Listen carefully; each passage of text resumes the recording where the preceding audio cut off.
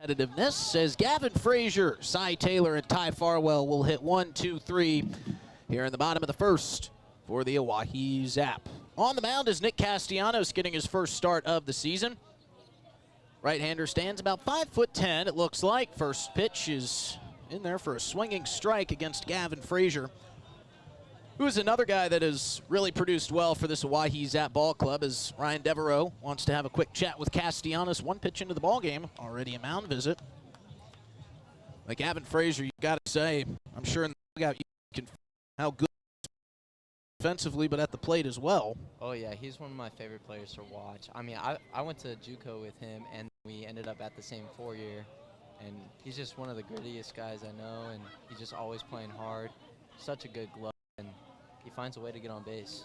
Took that pitch out for ball 1. And quickly delivering a pitch just on the outside corner.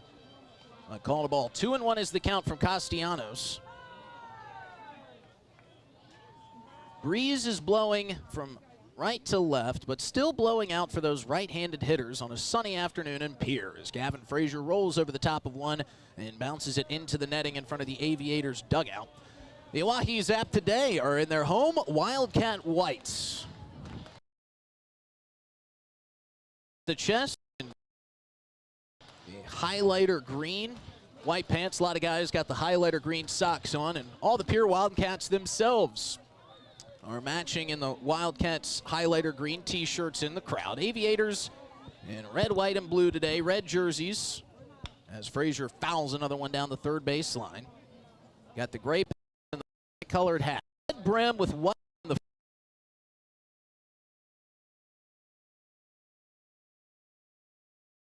in block lettering and white for the visitors today. 2-2 pitch to Frazier is lined into right center field. Back pedal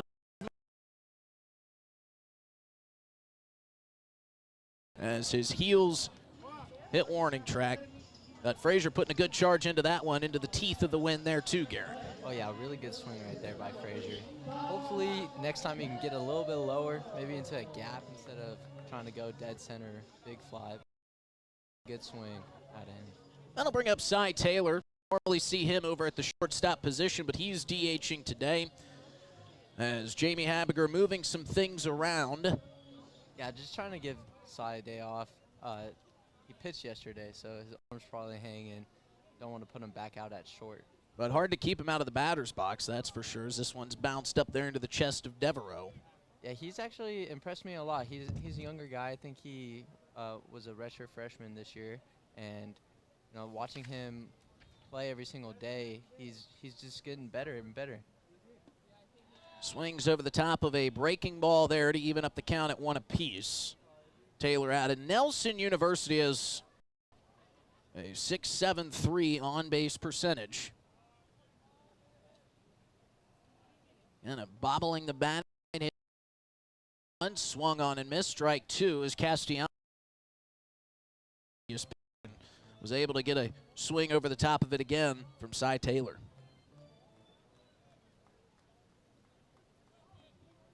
Castellanos coming set, working from the windup.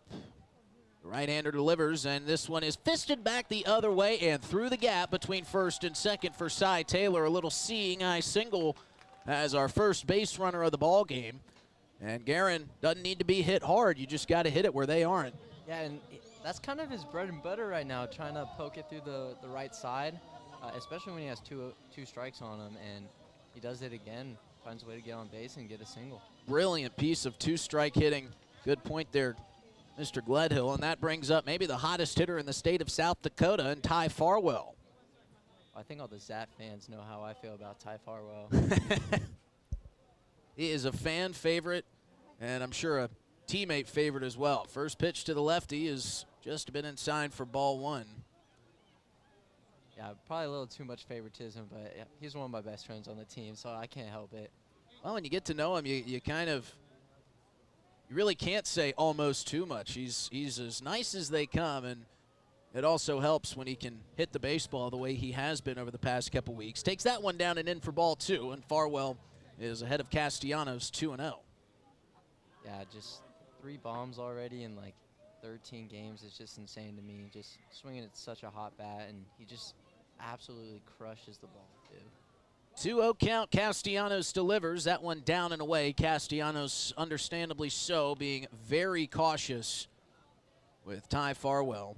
And it's not only the home runs that Farwell hits, that multi-run shot against Casper when the last game we had on River 92.7 was massive, as the 3-0 is taken a bit low and Farwell draws a 4-pitch walk. But in that game, maybe the biggest play came from Farwell from third, scoring to home on a passed ball that really didn't get very far away from home plate.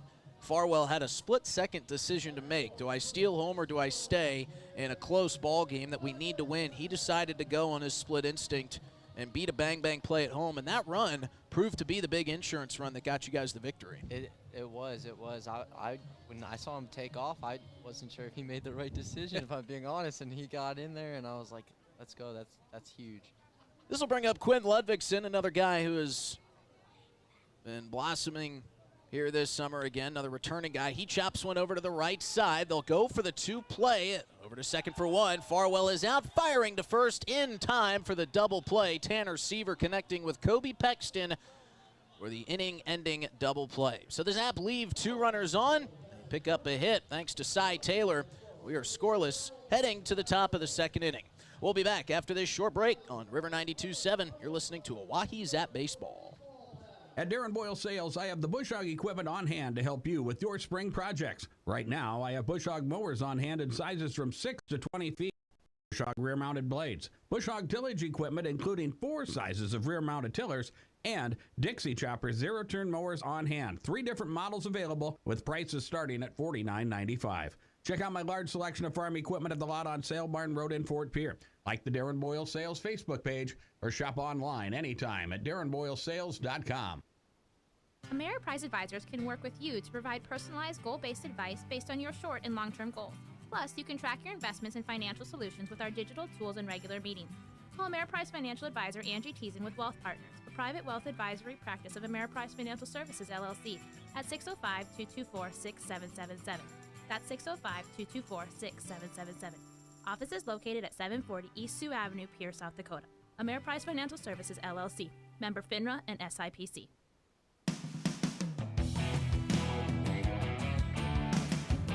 Welcome back to Hyde Stadium here in the top of the second inning. No score, just 1 hit between these 2 teams. I'm Justin Coward, welcoming you back alongside Garen Gledhill.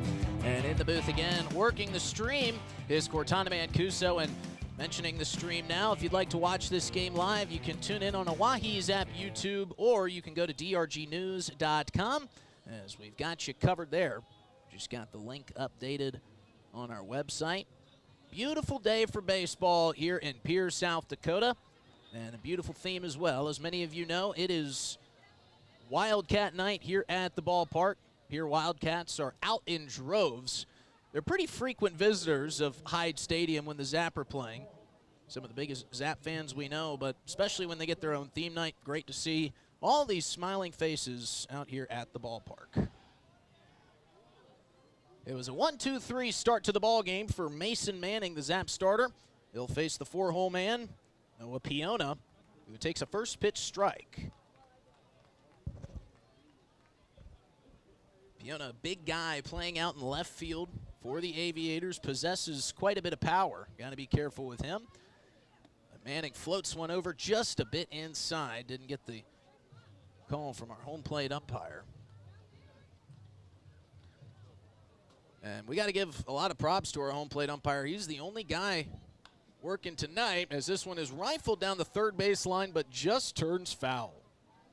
I didn't even notice that he was the only umpire today. Well, you know, I saw a check swing earlier and thought to maybe peek down the line. As out retrieving this foul ball in left field is Landon Myers. So we're going to have a brief pause while he gets to work on a warm but breezy day here in Pierre. Manning ahead 1-2 here to Piona.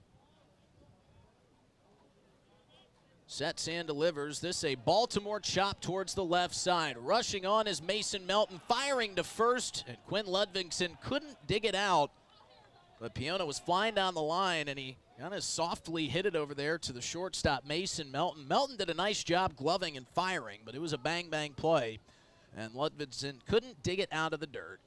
Yeah, really good job by Mason right there, just hustling in, and good transfer, too. Not a bad throw. I thought Quinn was about to pick that, but just got away from him. And Mason Melton, as we mentioned, kind of filling in for Cy Taylor, but Jamie Habiger, especially in the early part of this season, has the luxury to kind of put pieces in different places, as this one is lifted high and deep to left field. Landon Meyer was playing him in well, and this one is long gone from Brody Oiloe. Brody Oiloe goes deep to left center field, and a no-doubter Carlo and Landon Meyer could only watch as it sailed over near the Boys and Girls Club of the Capital area. Brody Oiloe out of Penn State Brandywine makes it 2-0 Aviators here in the top of the Garen, we talked a couple minutes ago, but that wind is pushing to that part of the ballpark out in the left center field, and Oiloe just took advantage of it. He did. I mean, to give him credit, so he's got every bit of that base. He sure does, yes.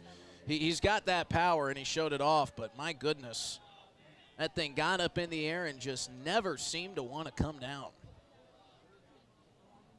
This one ripped down the first base line. Good glove there by Quinn Ludvigsen as Clayton McDonald put a good rip into it. Couldn't get it back by Big Q over there at first base. That'll be the first out of the inning. And Garen, I know you've been dealing with some injuries as of late, but is there a certain part of this ballpark that kind of favors your swing? I mean, we got a big left center field. That 383 sign. I'm a big oppo gap. I haven't done it yet, but that's normally my specialty, just going oppo gap for a nice double, maybe triple. Yeah, you're right. Hyde Stadium does cavernous left center field. That center field wall and left field wall just kind of diagonally head away from the infield area. 2-0 count here to Brandon Buchanan, Aviators third baseman. This one rifled up the middle, and that's going to split between short and second for a base hit. Yeah. Brandon Buchanan laid the lumber on that one and got some heat behind it as he sent it into shallow center field for the third base hit of the ball game for the Aviators. Seems like they're swinging it well. They're seeing Manning pretty good so far. Yeah, Mason Manning's been good. He's thrown in 9 1/3 innings pitched. He's given up 5 earned runs on the season, 7 total. It's kind of been the issue of the opponent being so efficient against Manning as he gets a swing and a foul tip from Kobe Pexton here for strike 1. He's given up 7 runs, only 5 earned on just 9 hits. So that's an offense doing it efficiently well, and it's kind of a catch-22. You know, he hasn't been giving up a lot of contact, but what it has, it's been costly like we've seen here tonight, as this one misses down and away for ball 1. But he's got a 3.75 ERA on the season. Good start as he is, again, kind of falling into that rotation and starting to find his place as a starter. Yeah, and I still think he's done a great job. This one chopped to third. Farwell will fire to first, and he will retire Pexton. Only one play there as Brandon Buchanan was taking off for second at the pitch. So we'll move the runner over, but for the Zap, that is the second out of the inning. And Garen, I apologize for interrupting you there. You were kind of talking about Manning's spot in this rotation. Yeah, no, I think he's done such a great job. He's one of our more consistent pitchers, I would say, and that's one of the things that we kind of struggled with as a staff, and just not throwing a lot of strikes. And you know, he's one of those guys that pounds the zone, and you know, I'll take him any day of the week. Jax Medeiros taking a first pitch strike. Good off-speed pitch from Manning. Runner on second, 2 outs, 2-0 Aviator lead here in the top of the second. Jax Medeiros fouls one off the left thigh. The right-hander was out in front of that off-speed pitch, and it kind of deflected off the upper portion of his left leg, and now he's going to take a long trip around the hitter's circle and That certainly doesn't feel so good, especially when it's self-inflicted. Yeah, those ones sting. Mason Manning ahead 0-2 to the 9-hole man, Jax Medeiros. This one just a bit outside for ball one. Pretty good waist pitch there. See if he would chase out on the outside corner. Yeah, really good 0-2 pitch right there. Everybody playing their regular spot here in the infield. Nobody too worried about Buchanan over at second base. 1-2 count from Manning, and he gets the call for strike three. Left him looking, but the Aviators pick up a 2-run bomb from Brody Oiloe, and they lead it here as we head to the bottom of the second. As we mentioned, tonight is Wildcat Night. A lot of great theme nights coming up here for the rest of the month and the rest of the summer. And let's fill you in on what they've got here over the next couple of weeks. Not only is it Wildcat Night tonight, but there will be a band by the name of Barstool Prophets that'll be playing a post-game concert here this evening. Of course, coming up on the 20th, it'll be Cowboy Rodeo Night. You'll see me here in my cowboy hat that I got when I moved to South Dakota, Garen. Then the next night, it'll be Farmers and Ag Night, which will also be a celebration of Father's Day on the 21st. June 25th will be Sanford Night, followed by CCBA Night on June 26th. One of everybody's favorite theme nights will be coming up on June 27th here at Hyde Stadium, Chislic Night. And then celebrating the folks that really make this whole organization go round, the Host Family Night and Tailgate Night on June 28th. And Garen, you know how difficult of a job it is to be a host family, a host parent for players, not saying you, but the rest of the guys in the dugout. You know how important those are. Great that they get a theme night to cap off the month of June. Oh, hands down. All the host families are so great, and we're so appreciative of them for hosting and giving us a lot of meals and bed to sleep in. Now, did you get to the same host family from year to year, or was that just randomly assigned to you? This is who you're going to get? So my first year, I was randomly assigned to Vicky, and I really enjoyed her, and she ended up hosting me again last year. This year, unfortunately, she wasn't able to, so I had to ask around, see if any of my teammates' host family would be able to take me, and then that's how I got hooked up with Joel and Julie Peterson. It's got to feel good, too, knowing you're going to come back the next summer. And the host family you had the previous summer requested you to be back in there. You must have said, all right, I kept my room clean, I kept everything straight, and didn't make too much of a mess. Exactly. I always try to, clean up after myself. I try to be a good guest and not a bad one. 4, 5, and 6, excuse me, 5, 6, and 7 due up, and now we're going to quickly get from 5 to 6 as Mason Melton wears the first pitch on the left arm. And it'll be registered as a hit by pitch. And he will, I always want to say happily take his base at first, but I did that last time and when Gavin Frazier wore yet another pitch. And right as I said happily, that bat came flying over to the Zap dugout. So I can't imagine it's too happily making their way down the first baseline. But Mason Melton gives the Zap a base runner here with nobody out in the bottom of the second. Well, Gavin's been getting hit by pitch a lot. It's no old story, and it's not old hat to him, or it is old hat, I guess I should say, to Gavin Frazier, who seems to be a ball magnet. I don't know if it's because he crowds the plate or what. First pitch is on the outside corner for ball one here to Landon Meyer. I think what makes him upset when he gets hit is that he keeps getting hit in the same spot in his lat. And he's complaining about that to me a lot, and it's just making his lat tight. Landon Meyer takes ball two on the outside corner. You're right, it seems like every time I've seen him wear one, it's right there in the middle of the back, and he must have a perennial bruise there. 2-0 count here from Castellanos. And this one bounced in. Difficult play there for Ryan Devereaux to make, and Melton will gladly take second base there as it skirts to the backstop.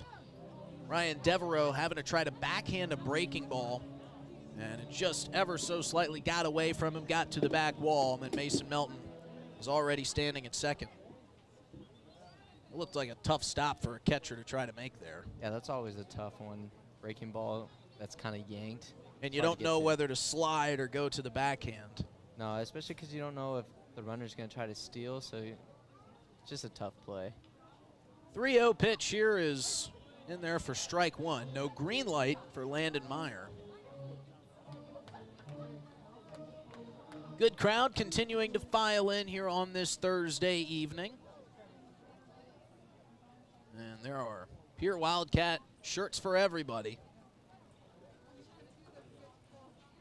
As Castellanos takes a look back at Melton and now delivers the 3-1 down and away for ball 4. Good block by Devereaux there to keep Melton at bay at second. And that'll bring up Dylan Bowie, who was recruited here by Gavin Frazier, their cousins. And you may know better than us, it doesn't seem like anybody is happier to have each other in this town than Dylan and Gavin are to have each other. I mean, they're like best friends. I mean, I play a lot of video games with them, and they're always on the game, and they're always chatting, and they're just two peas in a pod. Bowie steps in. He's got an active bat in that right-handed batter's box. Close stance together. That'll get wider when Castellanos delivers, and he does, and misses outside for ball 1. Runners on first and second, nobody out. Zap threatening here in the bottom of the second, trailing 2-0. And it was funny just seeing Gavin and getting introduced to Dylan. Gavin's face was on fire when he got to say, "This is my cousin. And I recruited him here to Pier for the summer to play for the Zap." It was fun to see. Here's the 1-0. Check swing, and he did go. And that'll even up the count at 1 apiece. I think they both knew that was going to be their last summer, so they wanted to play together and just have a good time. And so I'm glad that Gavin brought Dylan as well. Yeah, that's a cool experience that you really aren't able to make happen for most of your life. So when you can, glad they did. Big swing and a miss for Bowie. And that'll make the count 1-2.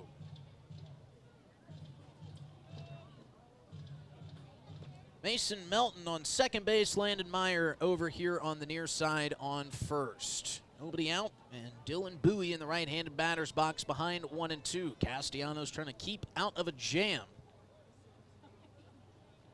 And he gets the first step. Swing and a miss for Bowie for strike number 3, and that is a big strikeout because now a double play gets you out of this jam. Yeah, I mean, that was a really good pitch, too. It looked like a slider. Just broke off the plate, and Dylan ended up chasing. Really good pitch by Castellanos. So we'll see if Dom DiCarlo can bring a couple around. DiCarlo, one of the speediest outfielders you'll find in the ILB. Pleasure to watch this young man track balls down in center. He's got some room on this infield if he can split one through. You've got both Kobe Pexton and Tanner Seaver playing real close to the bag up the middle.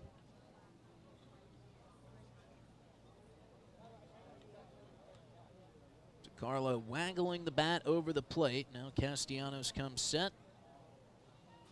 And DiCarlo going to take one on the outside corner. Good eye there, makes it 2-0.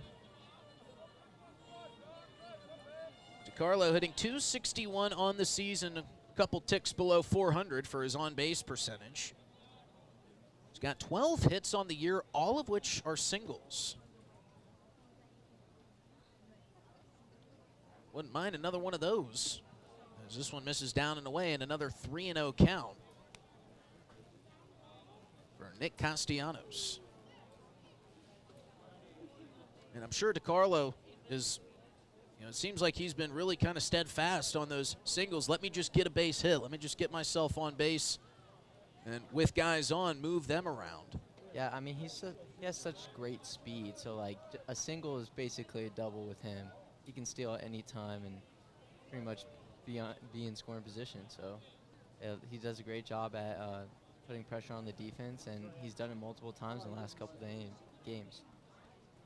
DiCarlo, like we said, got a big gap on the left and right side of this infield. Castellanos able to find the zone on 3-0.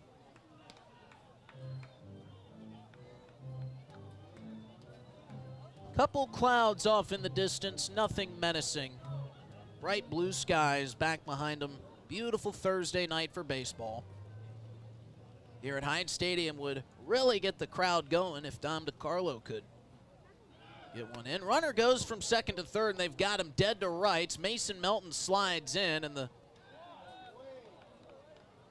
well, now our home plate umpire, who is doing a lot tonight, called the runner out at third, but it was ball 4, so everybody was able to move up 90 feet.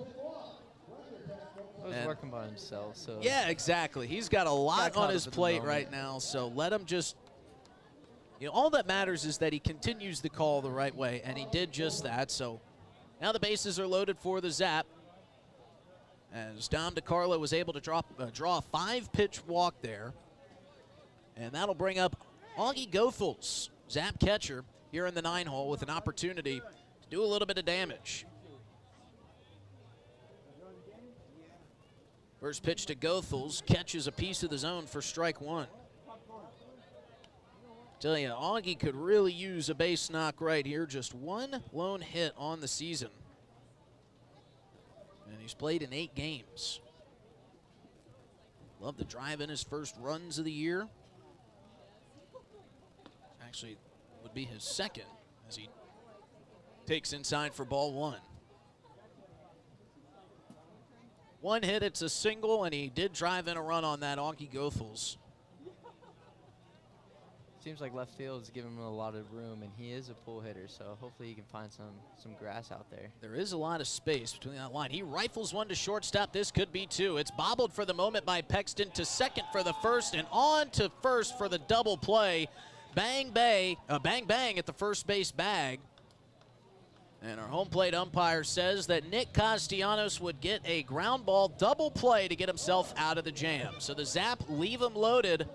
They couldn't bring anybody across. Nick Castellanos dancing through raindrops gets out of the jam.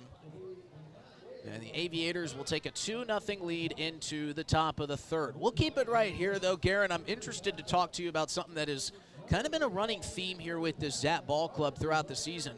It's a lot of the returning guys, much like yourself, have kind of kept this offense afloat. You talk about guys like Ty Farwell, Gavin Frazier, Quinn Ludvigsen, and of course I'm leaving out some big names, but those guys have been in this town, been around this organization, seen these fans, been in this ballpark for a couple of summers now, so it's kind of a tradition for them to come back to Pierre for the summer.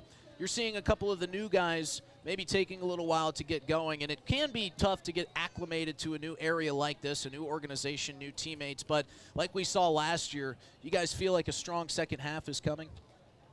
Hands down.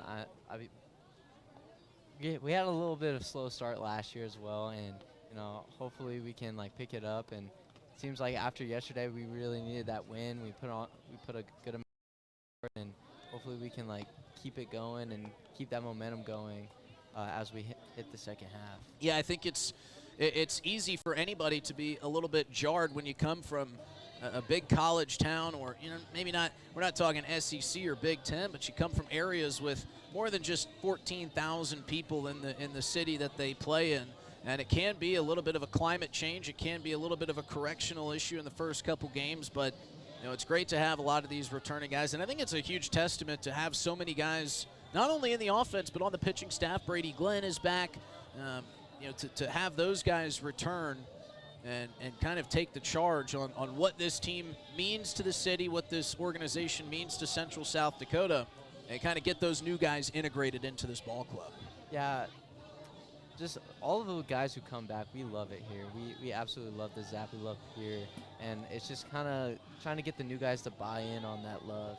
And once they do, I think it's going to bring a lot of wins. There's no looking back after that. Exactly. Saw it last year. This Zap Ball Club went on an absolute tear, playing one of the most difficult schedules in the ILB. Won an absolutely unbelievable amount of games, put together some nice streaks, and ran it all the way to the championship end of the season. Garen just said, after last night, you feel like the same can be duplicated this year.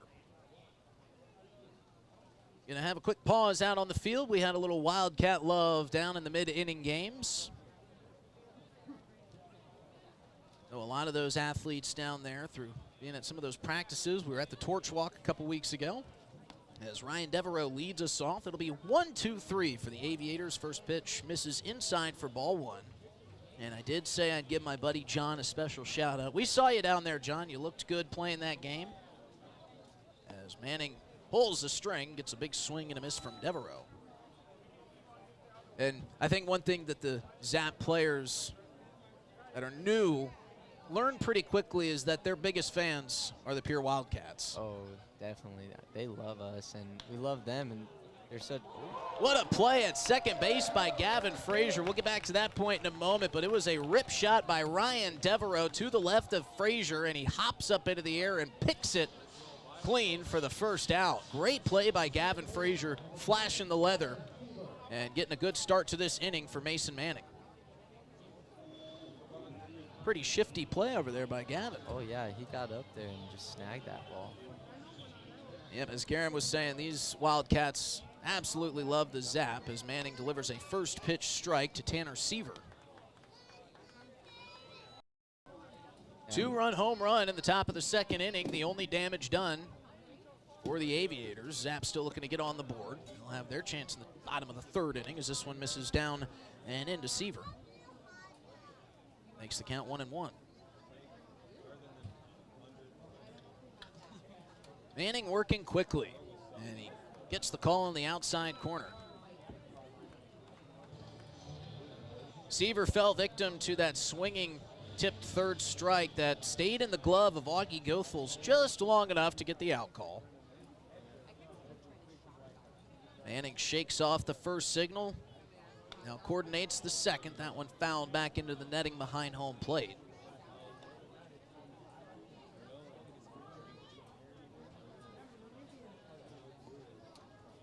Breeze blowing intermittently here at Hyde Stadium.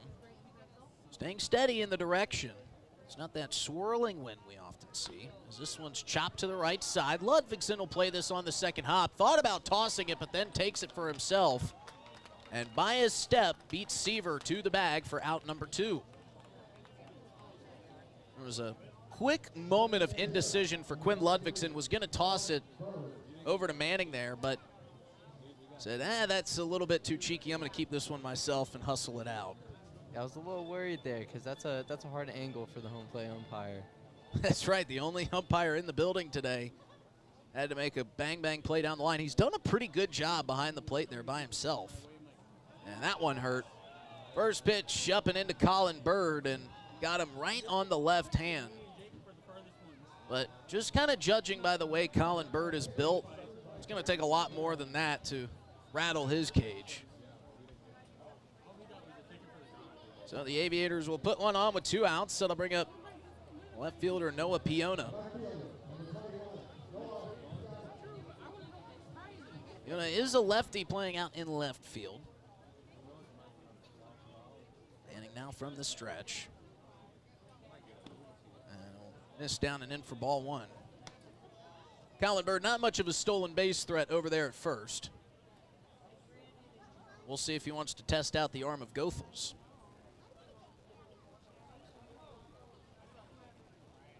1-0 count, 2 outs.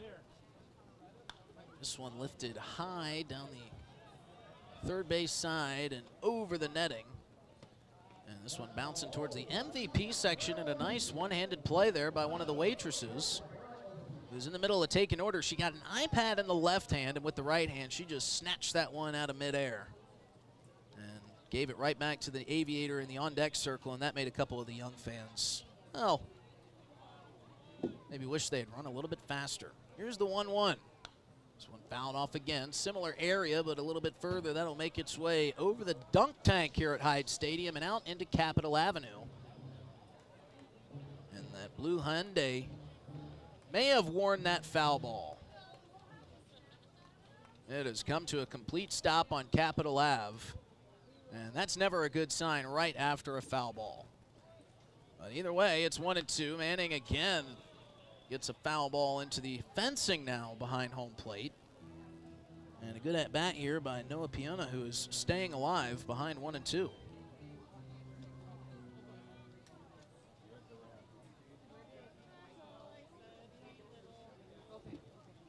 Manning delivers. This one chopped over the head just barely of Manning. On is Frazier. Gloves and fires, and it's in and out of the glove of Ludvigsen. A nice play by Frazier. Throw drawing Ludvigsen a little bit too far to his left for him to be able to catch that one cleanly. Still a play that Ludvigsen probably tells Gavin Frazier, I'm sorry, I should have made that one. All in all, nice piece of glove work there by the Zap second baseman. However, it will put runners on first and second here with 2 out and bring up the guy who put the only runs on the board for either side. It's Brody Oiloe. And just looking at it, I can't imagine that's how it's pronounced, but we roll with it. Yeah, we're definitely. I think it's Oilo. And Oilo is over the top of the first pitch for strike 1. We didn't know how to pronounce it yesterday either, so don't worry about it. We'll stick with Oilo. He stands probably at what, 6'2"? He's a tall kid and has a ton of power in that bat. You saw that in the second. This one off the thin of the bat, going to force Gavin Frazier to backpedal a couple steps, but the fleet of foot, Gavin Frazier camps under it and makes the 3rd out of the inning. So the Aviators do threaten with 2 outs, but Mason Manning gets out of it. We head to the bottom of the 3rd inning. It's 2-0 Aviators here on River 92.7 and streaming live on drgnews.com. Since 1894, Ameriprise Financial has worked for their clients' futures, helping millions of Americans retire on their terms. I'm Rick Doctor, a financial advisor with Wealth Partners, a private wealth advisory practice of Ameriprise Financial Services, LLC. I remain true to the vision of always putting clients first. I am ready to help you get where you want to be. Office is located at 740 East Sioux Avenue, Capitol Creek Center, Pierre, South Dakota. Ameriprise Financial Services, LLC, member FINRA and SIPC. Your best round of the year is waiting for you just 1 mile north of Fort Pierre on Highway 1806 at Dunes Golf. Play 9 or 18 holes, pay by the round, save with a punch card, or become a member for unlimited play. And Dunes Golf is a great location for group outings or a summer play day. Call 605-223-2525 or see golfdunes.com. 18 holes and a driving range beautifully nestled alongside the Missouri River. It's Dunes Golf. Can't wait to get out to Dunes this summer and play a little bit of golf over in Fort Pierre. And it's a great day to golf if you're a fan of the wind. And that keeps the mosquitoes down. You certainly know that here in South Dakota. Welcome back to Hyde Stadium. Justin Coward alongside Garrett Gledhill and Cortana Mancuso in the booth today. It's 2-0 Aviators as they got 2 runs off of a Brody Oilo, and we'll get that name right at some point. 2-run shot in the top of the second. But the heart of the order coming up for the Zap. 2, 3, 4 due up. Actually, no, we're at the top of the lineup. Thank you, Garen. It's Gavin Frazier, Cy Taylor, and Ty Farwell. Even a hardier part of this lineup. Frazier leads us off and ducks out of the way of a first pitch fastball up and in for ball 1. Lights are on here, but we don't need them quite yet, as it is absolutely gorgeous here on this Thursday evening. Certainly feels like a Friday with the energy at the ballpark, as that one's bounced in and backhanded by Devereaux for ball 2.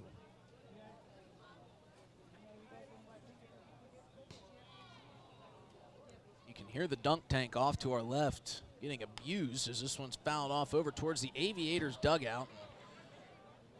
There was one amped up Aviator who tried to lean over and make that play. That one would have stung a little bit.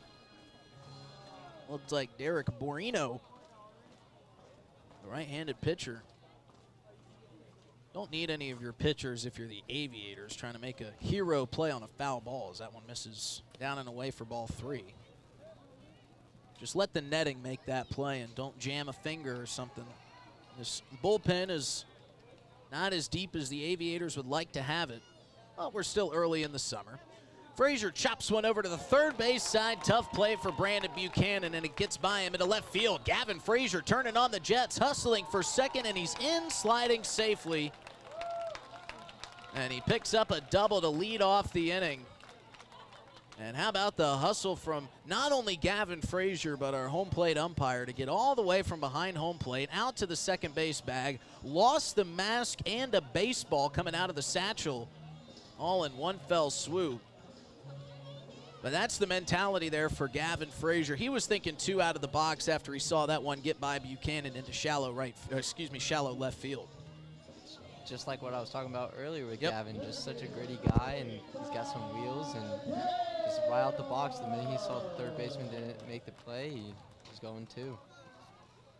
So Frazier's on with a double. Nobody out here in the bottom of the third. And Cy Taylor rips one to the shortstop. Plays it on one bounce, does Pexton. He'll fire to first for the only out. So a productive out for Cy Taylor moves Gavin Frazier from second to third. And now the hot-hitting Ty Farwell will try to bring in Frazier. We mentioned it earlier, but Ty Farwell has been no stranger to leaving the park here. Hit a grand slam yesterday. Hit a big home run against the Casper Spuds last Friday when we were here. And one big swing would tie this thing up.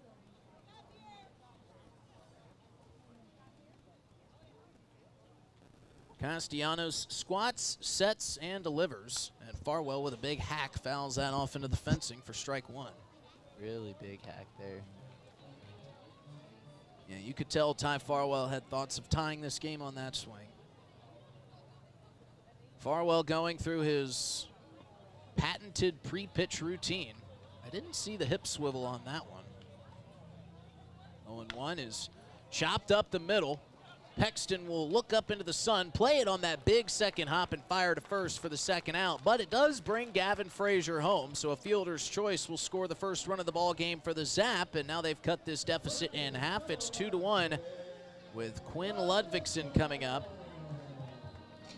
Really good job by Ty there, just putting the ball in play and letting Gavin Frazier score. Good sacrifice there from Ty Farwell, makes it 2-1. And the first pitch to Ludvigsen is just a bit outside for ball one. And you know Jamie Habiger loves the long balls, loves the runs, but seeing small ball played like that, Frazier hustling on a double, Cy Taylor putting one behind Frazier to get him to third, and then Farwell chopping one over to short to bring in Frazier for the first run of the ball game. That is kind of textbook right there when you talk about small ball. Oh, exactly. 2-0 pitch coming to Ludvigsen. Outside, ball three. Yeah, we were just talking about trying to execute just like that. Like the other day, we were talking about it on stream yesterday. Just trying to find a way to do a job by moving a runner over and then scoring him when he's on third. That is how you manufacture runs in this league. Ludvigsen, see if he has the green light on 3-0, takes one right down Capitol Avenue. So Ludvigsen will get another look at another pitch.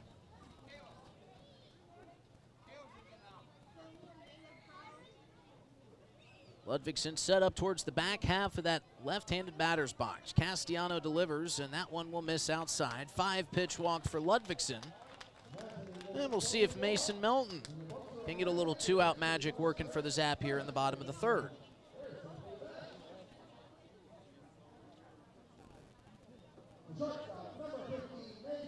We'll tell you about the upcoming schedule for the Zap here in the inning break. As expected, busy month of June for the Oahe Zap. Will be the same for July.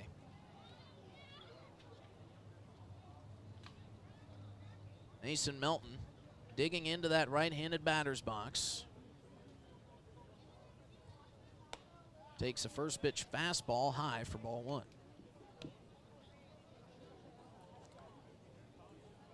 I want to give a special shout out to today's bat boy, Killian. He was absolutely amped to get down in the dugout and kind of get the behind-the-scenes look. 1-0 is fouled back into the netting. And Killian is one of the Pure Wildcats Special Olympics athletes. And he is going to be a good one, too, when he gets a little bit later in age. He was pumped to get down in the dugout, get his helmet on, grab some of the baseballs. This one misses down and away. Devereaux letting Castellanos, it was a good pitch. Killian's even gotten the batting gloves on right now. He's getting the whole experience. Love to see that out of the young Pierre Wildcat. Here's the 2-1. Well-placed fastball. Evens up the count at 2 apiece.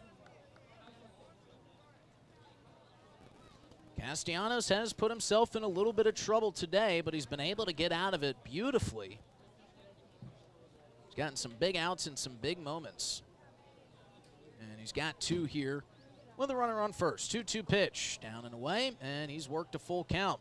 So Quinn Ludvigsen will be on the move here as a little bit of movement starts to swirl in the Aviator bullpen.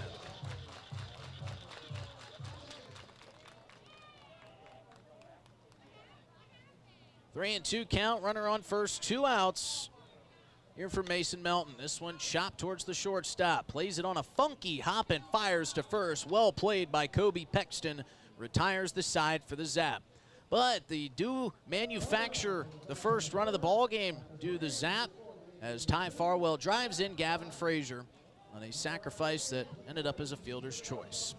2-1, Aviators lead as we head to the top of the 4th inning. As we mentioned, we'll look at the upcoming schedule here for the Oahe Zap off this weekend. And that's got to be a pretty good feeling knowing you've got a pretty good stretch of off days coming before you face off with Spearfish again for 4. Yeah, 6 days off is going to be amazing for the body and get these boys feeling right and getting ready to start our long game stretch that's coming up in July. Yeah, absolutely. I mean, you look at July and there's only 3 off days and they're right in the middle on the 7th, 8th, and 9th. You guys do get 3 more days off after next weekend series, but over the next couple days, 6 days, you kind of mentioned part of it, getting the body right, getting healthy, letting some of those bumps and bruises heal up and let your legs just kind of take a break after what is a pretty kind of out-of-the-gate sprint to start the season. I know some guys are closer to home than others. Will some guys maybe make the trip back home? Is everybody going to stick around here in Pierre, maybe go to a different part of the state for this 6-day break? I don't know if anyone's planning on going home or not, but I know we're planning on going to Omaha to watch some of the D1 World Series. Yeah. So we're excited about that. Well, I might see you guys down there. I'm headed to Omaha tomorrow as an Alabama alum. The Crimson Tide made it for the first time since 1999, and I said, when am I ever going to be able to just drive down to Omaha and see Alabama play in the College World Series? Yeah, I'm pretty excited. I've never gone, and I didn't get to go last year, so I'm gonna make the trip up, and hopefully it's a great time. Yeah, I don't think anybody has a bad time in Omaha. If you guys do end up getting into that Jello shot challenge as the top of the 4th starts with a chopper to the right side. Gavin Frazier backhands, fires to first, and 1 pitch equals 1 out as Clayton McDonald is retired.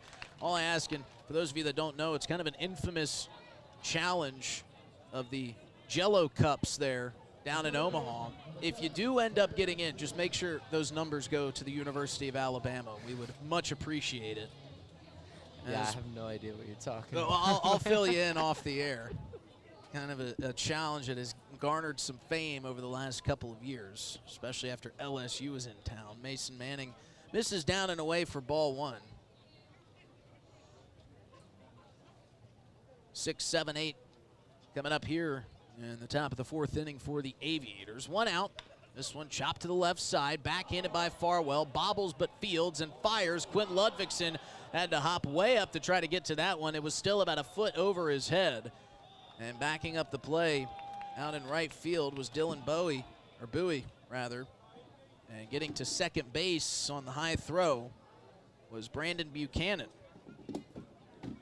Seemed like Farwell tried to speed up a little bit after he bobbled the bounce and made a high throw to a tall player that couldn't be made, Quinn Ludvigsen. Yeah, he definitely had a little bit more time than he thought there. He kept the ball close after it bounced out of his glove, and he just ended up rushing the throw instead of just gathering and stepping. Ty Farwell spends a lot of his time behind the plate. He's not unfamiliar to that third base position, as this first pitch is just a bit off plate for ball 1.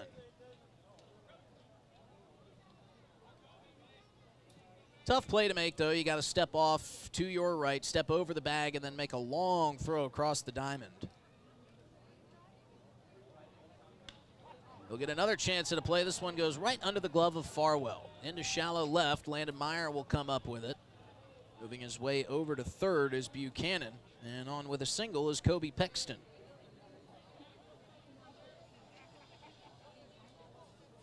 Two runs on 5 hits, but those 2 runs came in one swing for the Aviators. It was a Brody Oilo 2-run homer. 1 run on 2 hits for the Zap. And that came in the bottom of the 3rd. Gavin Frazier hustled out a double. Cy Taylor moved him to 3rd, and Ty Farwell brought him home. First pitch strike in for Mason Manning as he faces off with the 9-hole hitter Jax Medeiros.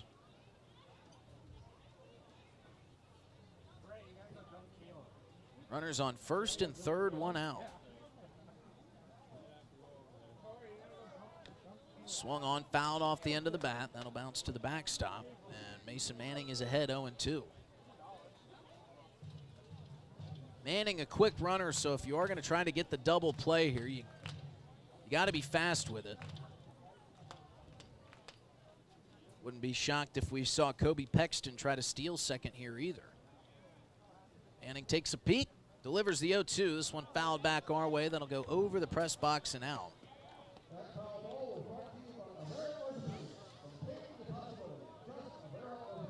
Got to make sure I get here early enough to get my car positioned right behind the press booth, because a lot of foul balls go that direction. I don't want to walk out to a broken windshield. 0-2 pitch is swung on and missed for strike 3. Jax Medeiros will be retired, and that'll be the 2nd out of the inning. So Mason Manning 1 out away from getting out of this jam. And I'm sure that does a lot for your confidence as a pitcher when you know that it wasn't necessarily all on you that those runners got on.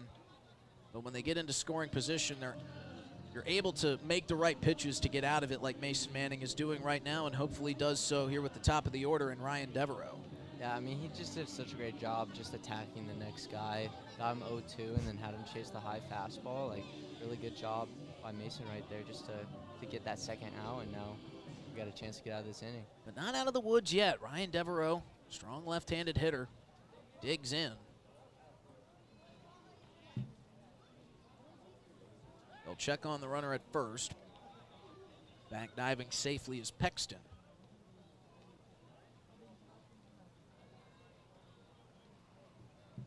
As we cross the 7 o'clock hour here at Hyde Stadium.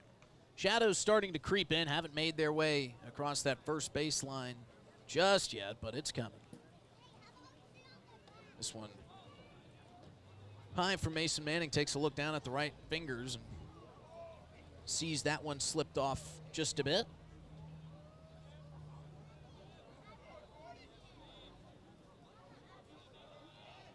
Mason Manning with 3 strikeouts on the afternoon.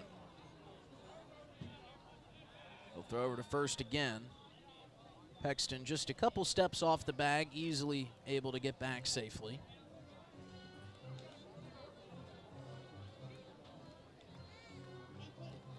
Landon Meyer playing shallow and left.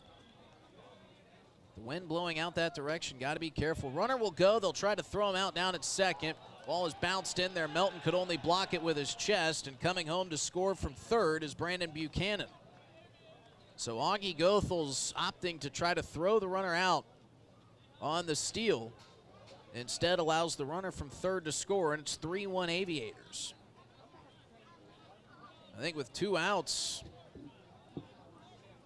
you might be better off eating that one if your Goethals are pumping the, but he could.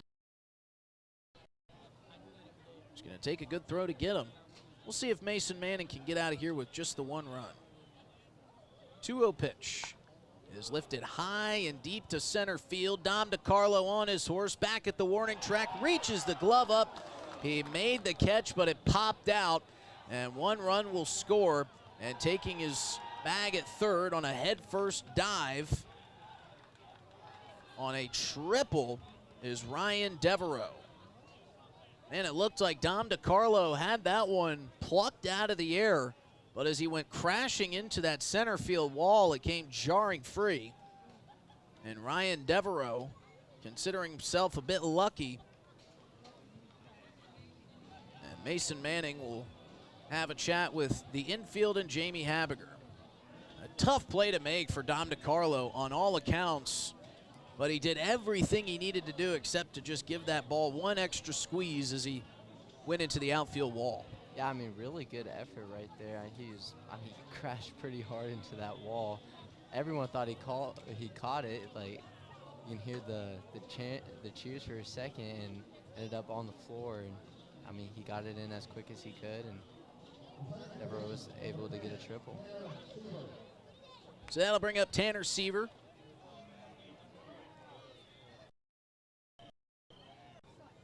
Bulky lefty in this Aviators lineup. Mason Manning's first pitch catches a piece of the inside corner for strike one.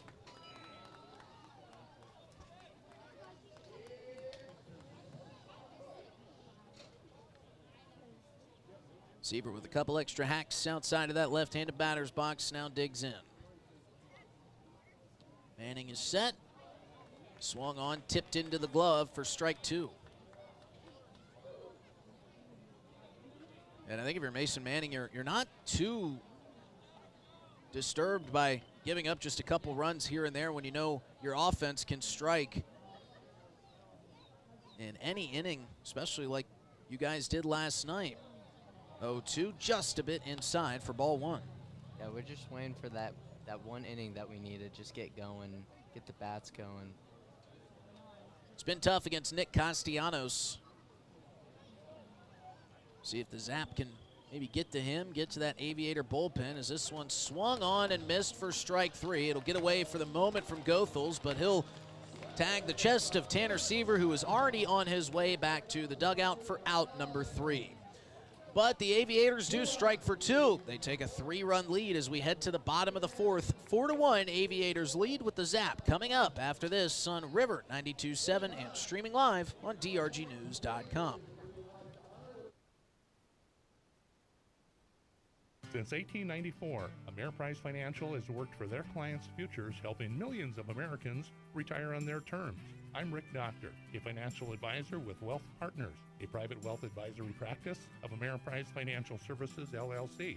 I remain true to the vision of always putting clients first. I am ready to help you get where you want to be. Offices located at 740 East Sioux Avenue, Capitol Creek Center, Pierre, South Dakota. Ameriprise Financial Services, LLC, member FINRA and SIPC. Your best round of the year is waiting for you just 1 mile north of Fort Pierre on Highway 1806 at Dunes Golf. Play 9 or 18 holes, pay by the round, save with a punch card, or become a member for unlimited play. And Dunes Golf is a great location for group outings or a summer play day. Call 605-223-2525 or see golfdunes.com. 18 holes and a driving range beautifully nestled alongside the Missouri River. It's Dunes Golf.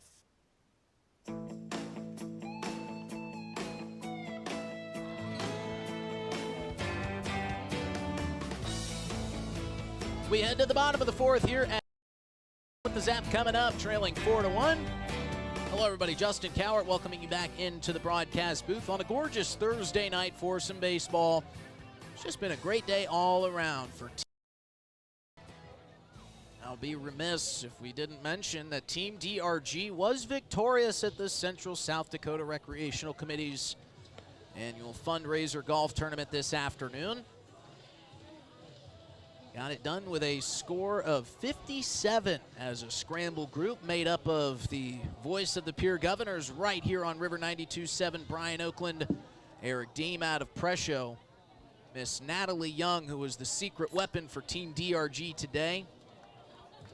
And I also got out and hit a few balls with our squad, but good to get the win for Team DRG and good to have us on the air with the Zap tonight, as we look to see if the Zap can make a comeback here on Wildcat night. It'll be 6, 7, 8 due up for the Zap. Landon Meyer takes a first pitch strike on the outside corner as Nick Castellanos gets back to work. He's been good this afternoon. And this one is driven into the left field gap. That'll get down for a base hit. Rounding first and throwing on the brakes is Landon Meyer, but a leadoff base hit is just what the doctor ordered for the Zap here in the bottom of the fourth. Really good cutoff right there by the left fielder and just fired it in. Took away a double from Meyer. Yeah, off the bat, I thought that might sneak into the left center gap and get to the wall for extra bases. But a good job by Noah Piona to get to it and keep him at bay at first. But a great start here for the home team as that brings up Dylan Bowie. He's looking to deliver a little production here for his newest squad. He'll take a first pitch fastball in the outside corner. Bowie plays his college ball at Vancouver Island. Always love seeing some of these colleges that you guys come from. This one up and in. Bowie has to slide out of the way of ball two.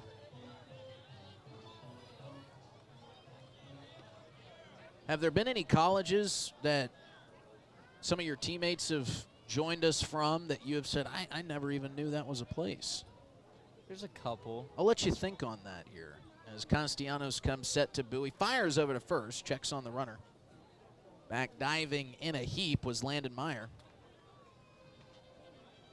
Had a couple international players for the Zap too. Oh yeah, we got a bunch of Canadians. That's right, that's right.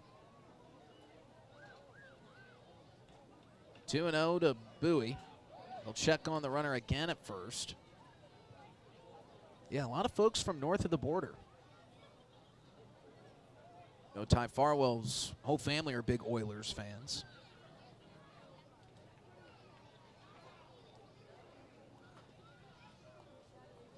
Two 2-0 count still. And now he delivers. That one misses down and away for ball three. And I don't think Dylan Bowie would mind a 4-pitch walk one bit. Here with a runner on first and nobody out. Aviators bullpen is now officially up and moving around. And it looks like they might have a couple arms getting loose. And right on cue, like we said, a 4-pitch walk to Dylan Bowie. And he will take his free bag. That'll bring up Dom DiCarlo. Nobody out, 2 on. And the Zap center fielder who almost made a sparkling play in the top half of the fourth inning and ended up getting dropped out of the glove and scoring a run. We'll try to get it back as Killian, our pure Wildcat bat boy, collects a lot of different pieces of equipment out there. He's got his hands full. I wouldn't mind a bunt right here out of Dom. Yeah, that's a great thought. We were talking about small ball and manufacturing runs. What better way to do that, to put runners on first and second and then move them over with a bunt? You might be able to tell us the signs from up here too. And he will square, and he will lay down a beauty. This one charged in bunt fashion over to the third base bag. Brandon Buchanan could only glove and then fake the throw to first. Dom DiCarlo showing off the wheels, but he kind of bunted that one into no man's land. Put it past the pitcher's mound and in between the third baseman and shortstop. You couldn't roll it out there any better if you're DiCarlo. Oh yeah, that was beautifully placed. Just great bunt, and that's something that he wanted to work on. He goes to the University of Pikeville with me, and that was one thing that our coach told him that he should work on a little bit more, is getting some bunts down. We'll use that one for the highlight reel because that was picture perfect. Bases are now loaded with nobody out. Augie Goethals with a chance to do a little damage.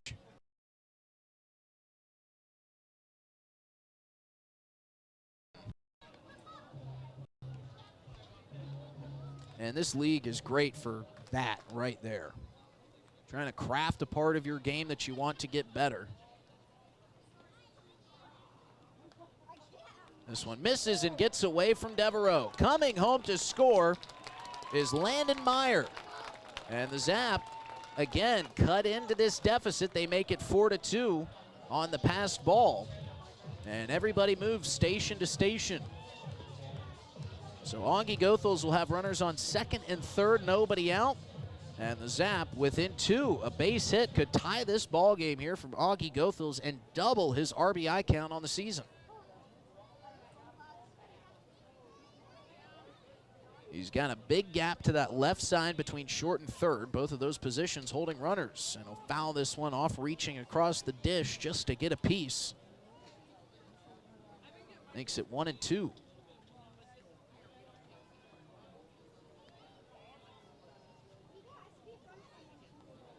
A 4-2 ball game. Stray ball finally tracked down. So Castellanos can get set. And the pitch. Goethals reaches and swings over the top of it in the dirt. He's tagged out by Devereaux. And that'll be the first out of the inning. But we bring it to the top of the lineup in Gavin Frazier. And with just one out and 2 runners on, no better part of the order to get to than 1, 2, and 3. Here with Gavin Frazier leading it off. Less than 2 outs too. Gav's good guy to just put something in play here and just score a run. Yeah, all you need is a base hit. See if Frazier can deliver. And this one comes up and in, and he wore another one. This one not nearly as painful as the other. That one just barely clipped the elbow guard. Well, this time you can see him smiling going down the line instead of being upset. Yeah, you don't often see the smile after a hit by pitch. But it reloads the bases, and now Cy Taylor, the designated hitter in today's lineup for the Zap, will have an opportunity to either tie this one up or maybe find a gap, and with a speedy Gavin Frazier over at first could give the Zap the lead. We won't get too far ahead of ourselves, but things in motion here for the Zap in the bottom half of the 4th inning. 4-2 ball game. Zap trailing. Castellanos misses down and away for ball 1. Biggest thing for Cy right now, I think, is that he needs to try to get the ball in the air. Like, he hits low line drives a lot, but that can cost a double play right now, especially if he hits it on the ground. 1-0 pitch to Taylor, chopped foul. And it's amazing to watch the evolution of the game of baseball because, you know, maybe 15, 20 years ago, you know, it was the trend of, hey, let's try to stop hitting the ball up. Let's try to start putting the ball down and get the ball in play. Well, I mean, for this situation, we got bases loaded. We don't want to get into a double play. Like, yeah, a pop out into the outfield here scores a run. This one just catches a piece on the outside corner. Cy Taylor can't believe it.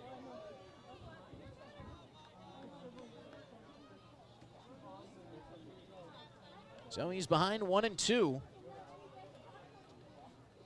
Noah Piona playing him way back towards the warning track in left, as is Medeiros in center.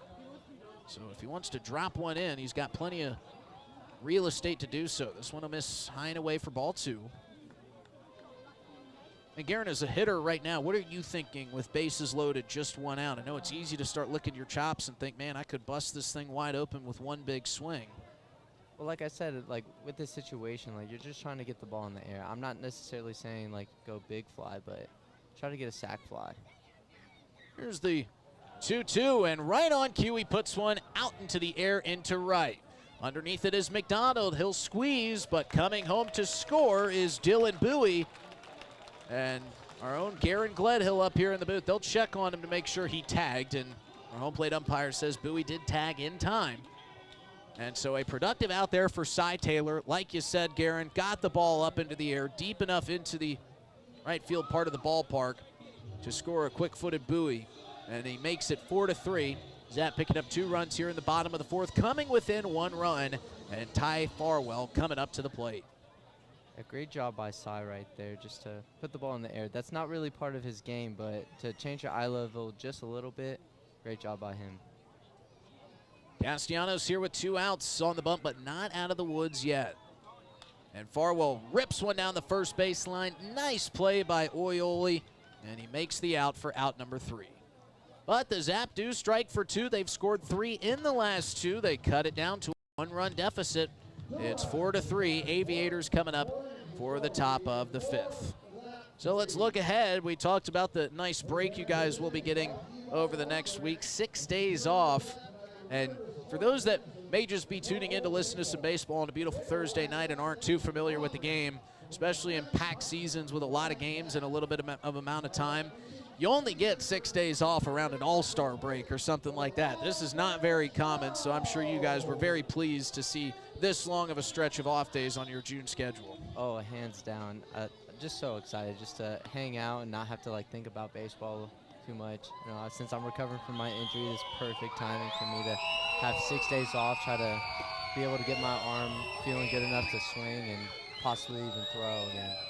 Yeah, so what is the timeline, if you can give us any of that information? Are you excited about possibly getting back soon? You don't want to rush it. Obviously, this break is going to help a ton, but how are you personally? Hurt pretty bad, I'm not gonna lie. I threw the ball to second and my shoulder just kind of started hanging. Really? Yeah, so I ended up having like bicep tendonitis over the fall, and I think it just kind of sparked back up again, and I got it looked at today, and they said that they think it sparked up, and you know, maybe a little something with my rotator cuff. So you know, even if I can't throw, like, I would love to at least be able to start swinging it again. Yeah, and you don't want to push it too much.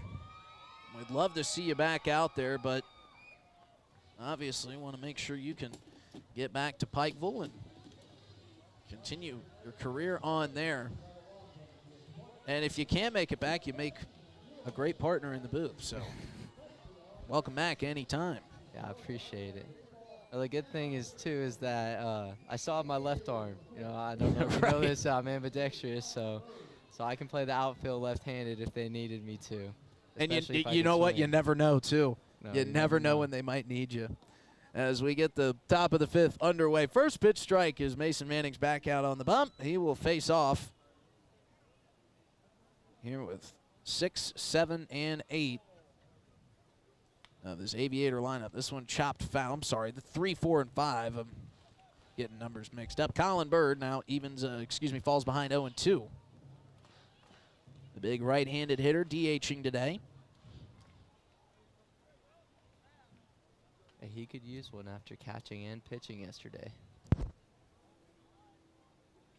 Manning comes set and just misses down and away for ball 1.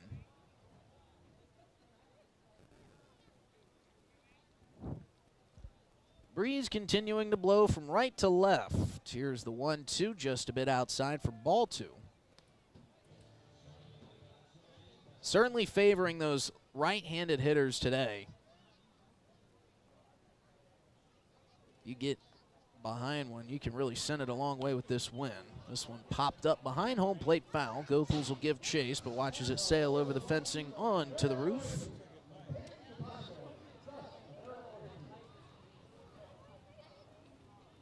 Not only is it Wildcat night, but Barstool Profit will be playing a show after the game tonight. So you get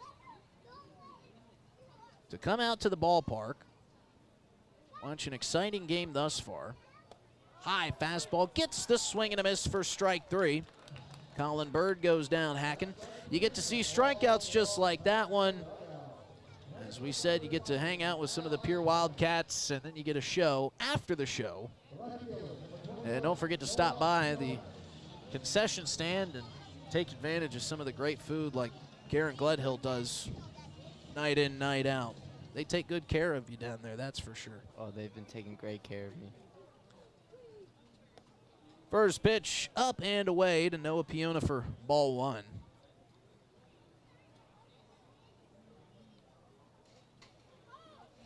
Tough positioning with the sun the way it is for the entire left side of the field. As this one's hacked at and fouled into Capitol Avenue. That'll bounce across the street towards the pond. Yeah, shortstop, third baseman, and left field, especially at this time of the day where the sun sets back off behind us. We're set up on the first base side overlooking Hyde Stadium. As this one is golfed down the first base line and foul. Somehow got to that one and turned it around. But that sun starts to set back off to our right behind us, and it just goes right into the eyes of everybody on the left side of the field. Noah Piona behind 1-2. Have you had to deal with that sun? No, I haven't. I haven't played any outfield so far this year. I've been mainly DHing, and then I had that time I was behind the dish. And 1-2, lifted out into left. Landon Meyer, couple steps to his left, and he'll make the squeeze for out number 2. It's not a completely blue sky. We got a couple harmless clouds hanging over top of Hyde Stadium today. You mix in the sun with the steady and kind of ever-changing breeze we have here in Pierre, and you got to be on your P's and Q's. Mason Manning missing down and away for ball 1.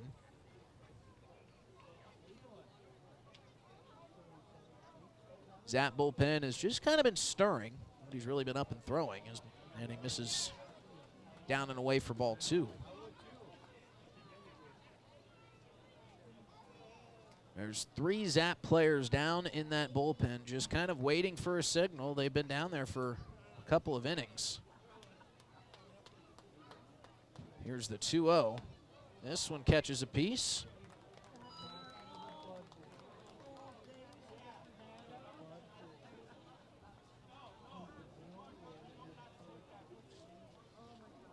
Here's the pitch from Manning. This one off the elbow of Brody Oilo. And that one did catch the arm guard, but still probably didn't feel very good. It was a 2-1 count. Oilo will take his base. Now the Aviators again with 2 outs. And Clayton McDonald coming up to the plate, a home run candidate.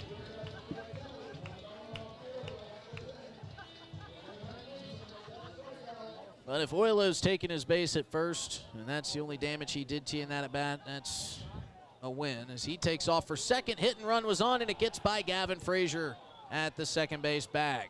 Oilo chugging for second, throw is off the target as he rounds second and heads for third. He'll be in there standing safely. So 1 pitch, Clayton McDonald rifles one in for a base hit. Now the Aviators have him on the corners, and Brandon Buchanan coming up to the plate.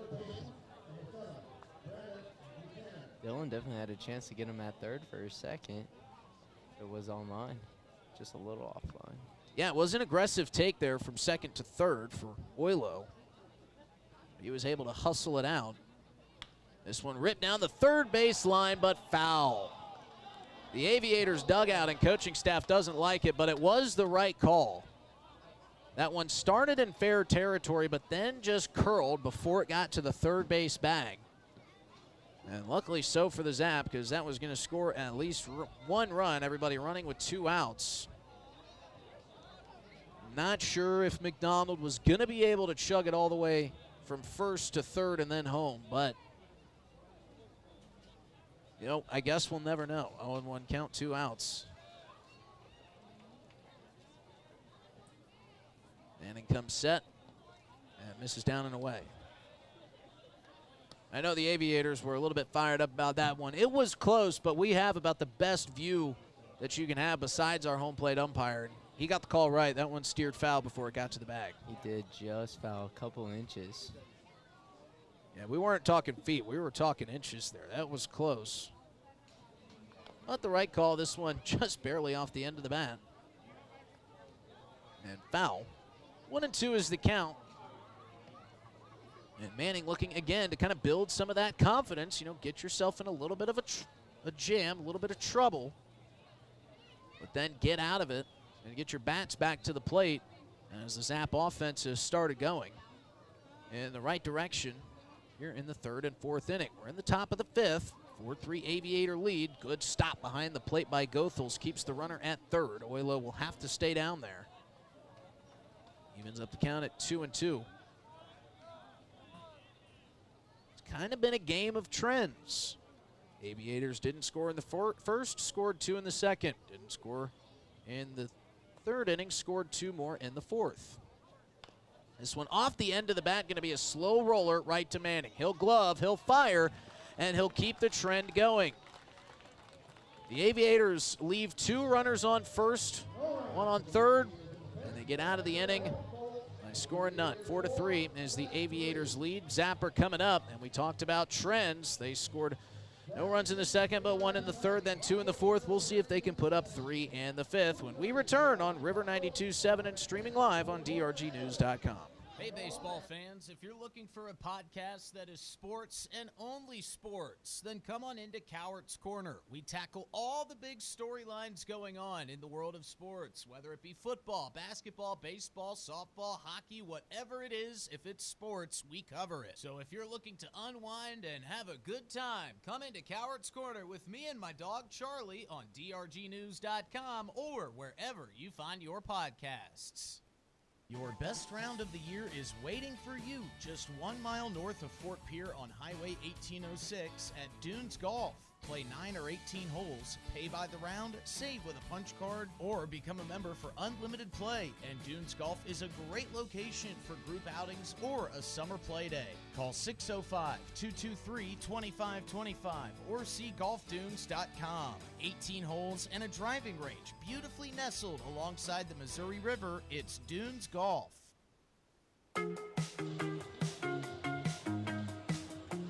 Nick Castellanos back out on the bump for the Capital City Aviators, trying to protect a 1-run lead here in the bottom of the fifth inning. It's 4-3, but the Zap are coming up looking to do some more damage. Hello, everybody. Justin Coward alongside Garrett Gledhill. On the camera tonight is Cortana Mancuso, as we've gotten our first bit of cloud cover here this evening. Practice throw heads down to second. Winds blowing from right to left field. A couple of spotty clouds here and there. Let's run back through the scoring. Aviators scored 2 on a 2-run home run by Brody Oilo in the top of the second inning. They would work around a couple more runs in the fourth to make their total up to 4. But the Zap have answered back after 2 scoreless in the first and second. They struck for 1 in the third, manufacturing a run of their own. They put 2 on the board there in the bottom of the fourth inning, and Quid Lundviksen leads us off in the fifth. Castellanos misses down and away for ball 1 to Ludvigsen. 4, 5, 6 coming up. Ludvigsen, Melton, and Meyer.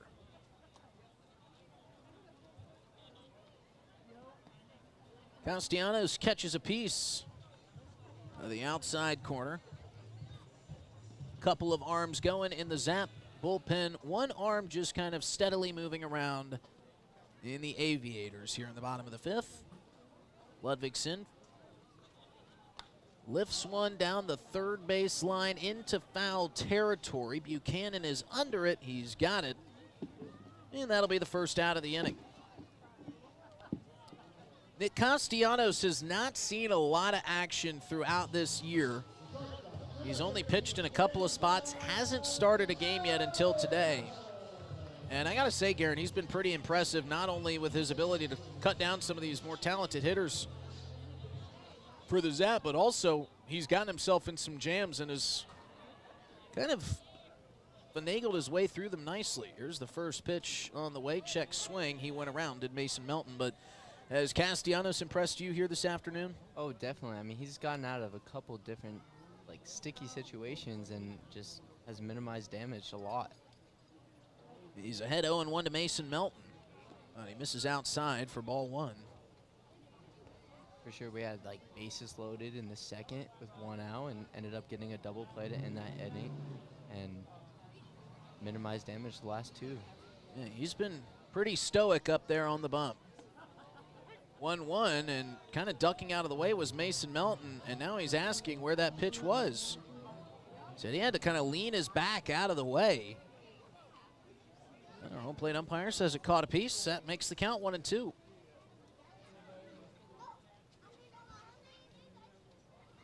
Here's the pitch to Melton. That one well in front of the plate. Certainly ball 2.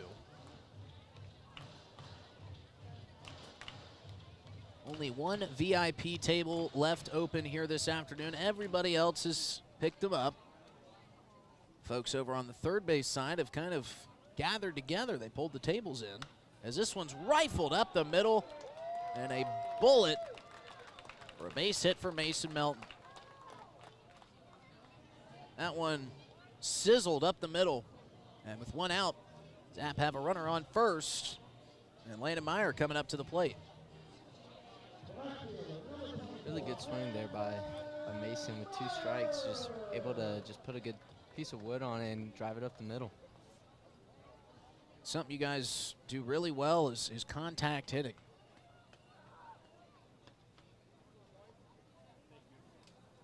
Especially, sorry, go ahead, Garen. One thing I like to mess with Mason a lot is that his lack of power, as you could say. Here's the first pitch to Landon Meyer. That one catches the outside corner for strike one, and he has kind of become a meme in the dugout. Is that right? Oh, yeah. So there's a meme going around, and if you know John Pork, then you know Steve Beef, and we like to call Mason Melton Steve Beef. So that's pretty much the meme right now. Here's the 0-1. This one fouled into Capitol Avenue to make it 0-2. But I hope he knows that when you get a nickname, it means that the guys like you and you're part of the crew, unless, you know, there are some nicknames that don't go over so well, but Steve Beef is certainly a loving nickname, I'm sure. Well, I think it's funny because he's the one that kind of like starts the meme all the time, so that he can't be upset. Here's the 0-2. That one inside for ball one.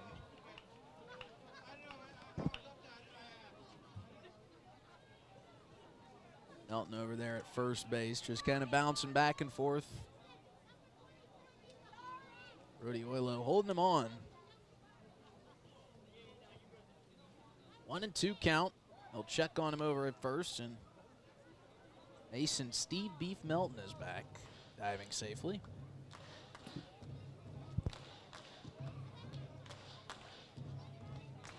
Four-3 ball game. Been a good one. Been a fun ball game here, and we're only halfway through. This one lifted down the left field line, going to force Piona to get on his horse. He's racing over and on the move, makes the catch for the second out. Tough play battling the sun and the wind, but Piona made it look easy. Yeah, the ball just hung up there a little too long. I thought for a chance it was going to fall down the line because he's playing more like left center than left field. That Piona makes a nice running catch, and that brings up Dylan Bowie, the last hope here for the Zap in the bottom of the fifth. Bowie drew a 4-pitch walk his last time up.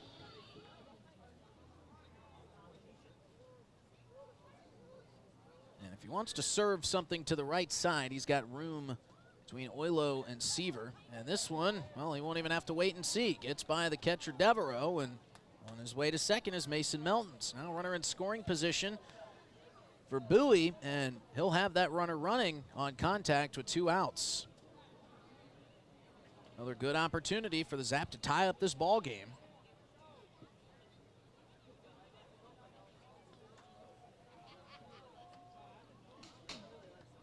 One and 0 count here to Dylan Bowie.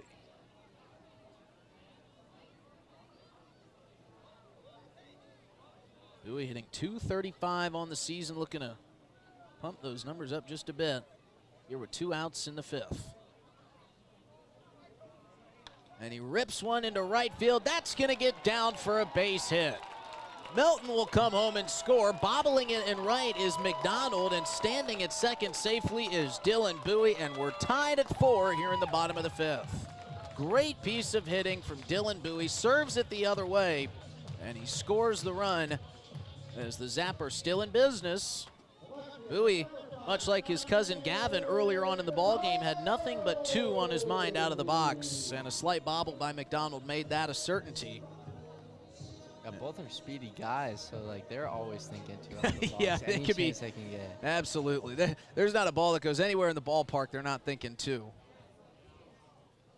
About as aggressive as they come, and you know Jamie Habiger loves that mentality.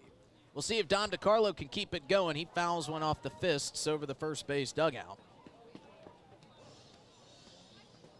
And the customary shattering glass sound effect comes into play as that one makes it out into the road behind us. The game keeps continuing to deliver. Another run here by the Zap ties us up at 4. Nice stop behind the plate by Devereaux. Keep Bowie down at second base.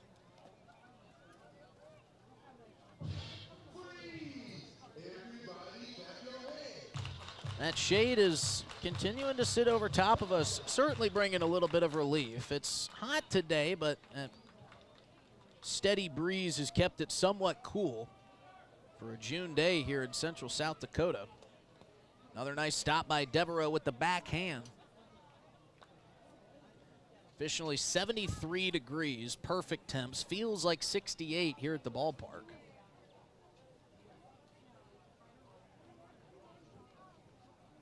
And I'm sure you guys will take these as many as you can get because you can hit triple digits pretty easily. We saw that a couple times last summer here. Oh, definitely. I mean, it's a beautiful day. A little bit of wind, but just gorgeous day to play some baseball. Yeah, and that's one thing that you learn pretty quickly moving out to South Dakota. When I did, I was looking up just whatever I could find out about the state, and I kept seeing we've got an abundance of wind. And that has never been more true. Flag staying fully taut out in right center field as this one misses outside. Dom DeCarlo working the count in his favor, 3-1. I don't know about the other guys, but I've always been pretty used to the wind. Being from Vegas, it's super windy. Yeah. A little bit hotter, though. Dry heat. But a dry heat, Yeah. right. 3-1 pitch to DeCarlo. He chops it off the plate foul down the third base side. Jamie Habiger making a nice play with one hand and all-in-one motion. Fires it over to Cy Taylor, who picks it off the dirt. Jamie's showing he's still got it over there. Count is full. Runner will be going from second here with a 3-2 count and 2 outs. See if Dom DeCarlo can give the Zap the lead here. Lifted foul again. This time over the first base dugout.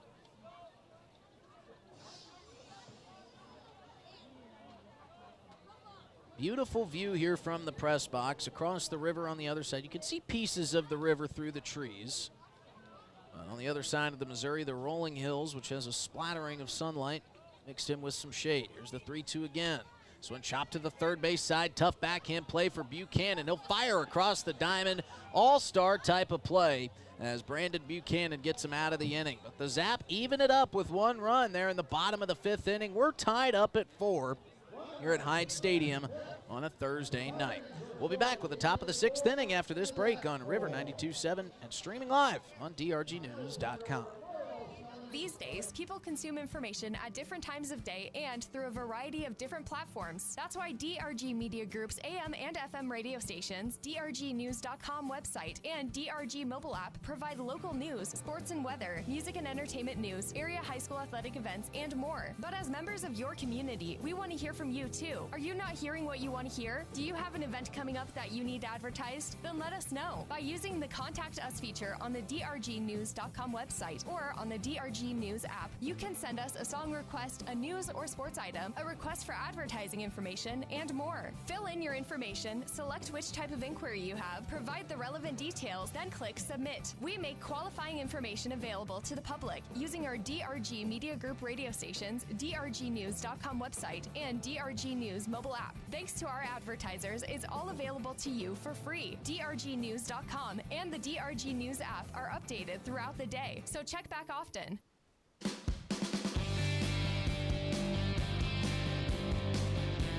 Talking all things under the sun here. Been an awesome ball game at Hyde Stadium. Zap tying it up at 4 apiece there in the bottom half of the 5th inning. And it's been a dandy type of afternoon. Hello, everybody. Justin Cowart welcoming you back to the Hyde Stadium broadcast booth alongside my partner in crime this afternoon, Garen Gledhill. And we got a new pitcher on the mound for the Oahe Zap. Tolley out of Minnesota State Mankato. Trying to work down the ERA from 6.68. Hard throwing right-hander. Gets everything out of every pitch. And we'll see if he can keep the Aviators at bay. Aviators scored their 4 runs in the top of the 2nd and the top of the 4th on 7 hits. Zap have scattered their 4 runs out over 3 innings.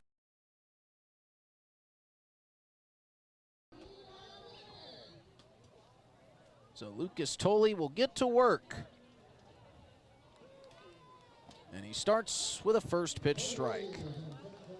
He'll face Kobe Pexton, Jax Medeiros, and then go back to the top of the lineup and face Ryan Devereaux. And he's quickly ahead, 0-2, as Pexton fans over that off-speed pitch.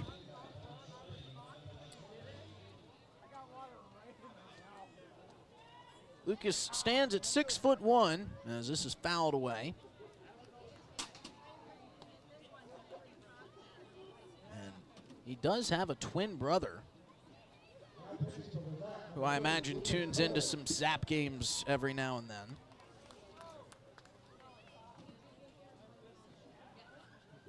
The 0-2, just a bit below the zone for ball one. I like that miss out of him right there with 0-2. See if you can get a chase. Exactly. Doesn't need a chase on that one. It was perfectly placed on the 1-2 pitch. And he gets Kobe Pexton looking. And his start to the day comes via 4-pitch strikeout and a backwards K. Love that, and he is working quickly. Yeah, Lucas has been one of our better arms, I would say. I know his ERA is a little high right now, but he works at a breakneck pace, quickly ahead, 0-1 and now 0-2. He got Jax Medeiros watching a first pitch strike and then pulls the string and gets a swing and a miss. And this one fouled back our way. I mean, he gets the ball back and his toe is on the rubber and he's ready to go. There is no fluff in between his routine. This one just a bit outside for ball one. yeah, he's just someone that just continues to pound the zone. Yeah, not one of his pitches here through the first 7, making first 8, have fluttered too far from the zone at all. They've all been either right inside the zone or just on the edge. That one misses high. 2-2 is the count here with 1 out. And this one's sent the other way towards Ludvigsen, but foul. This game moving along quickly here as we come close to the 8 o'clock hour in the top of the 6th. Totally set, and he gets another strikeout, this time swinging. Down goes Jax Medeiros for out number 2. Got him fanning on a fastball. Now with 2 outs, we head to the top of the Aviator order with Ryan Devereaux. But again, totally there, like you said, Garen, just pounding the zone, trusting his stuff, and getting a swing and a miss for strike 3. Here's the first pitch to Devereaux. That's in there again. A first pitch strike. 3rd straight hitter he's delivered a first pitch strike to.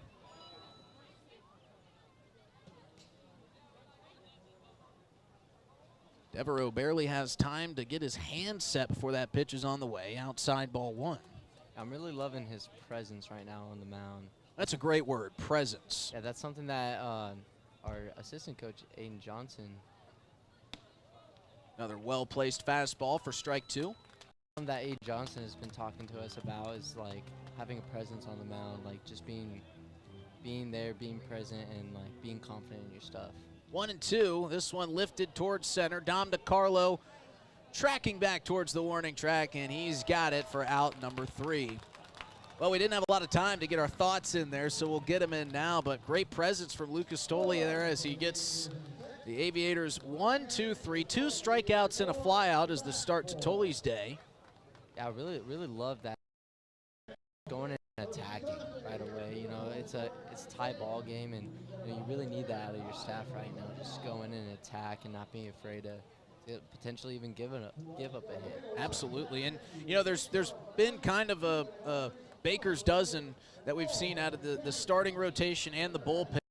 It's kind of been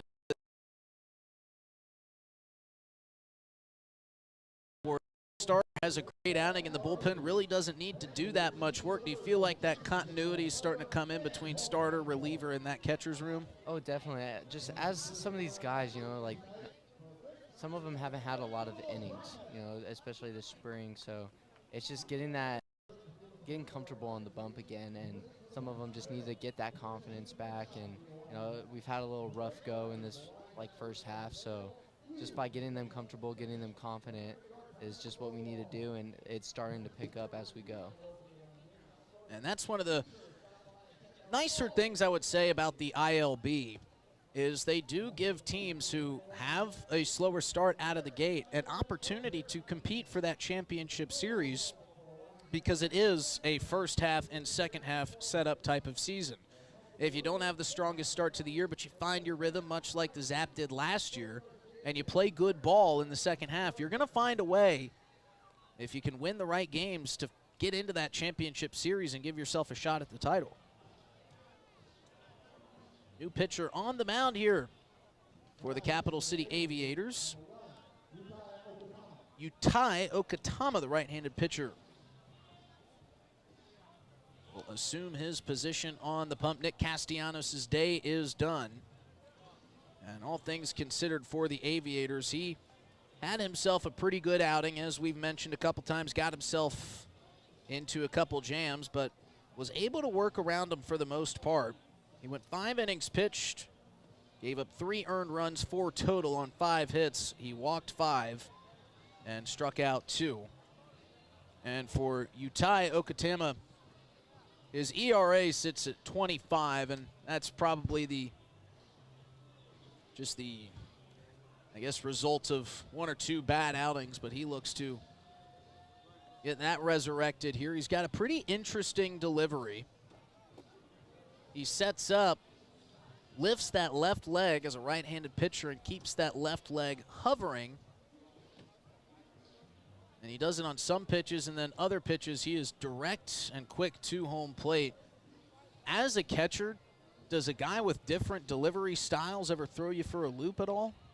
Not necessarily. If you catch them a lot, then you kind of know their kind of know like routine and yeah. delivery system. Yeah, especially like their tendencies, like whether or not like they like to do that quick move on a certain count, or just anything like that, like, or if it's a curveball that they like to do that for, or fastball. Like, you kind of get their tendencies and you kind of know them, and like it doesn't mess you up too bad.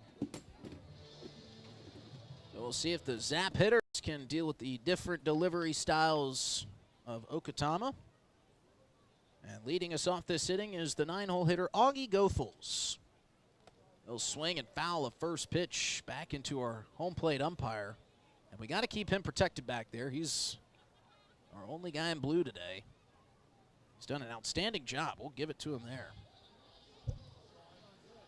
Goethals behind 0-1. Quick chat from Devereaux to Okatama.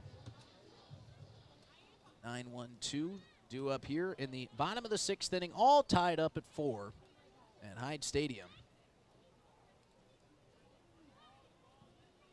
Goethals in the right-handed batter's box. Delayed delivery gets by Devereaux, and leaving up the count at 1 apiece.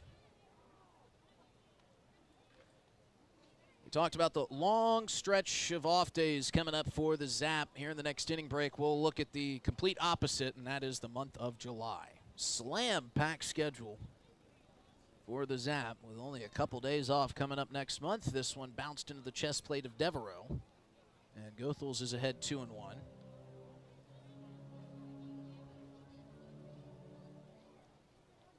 Gavin Frazier awaiting in the on-deck circle. Cy Taylor in the hole. Okatama behind 2-1. Here to Goethals. And he pulls a string perfectly. Timed off-speed pitch, gets a swing and a miss out of Goethals. And interestingly enough, I'm not sure if he's just enjoying the game back there, but Sam Fassbender has gotten set up right behind home plate. He's got his phone out, so maybe he's doing a little teammate scouting for Okatama, who really wanted that call for strike 3, but the off-speed pitch just misses outside.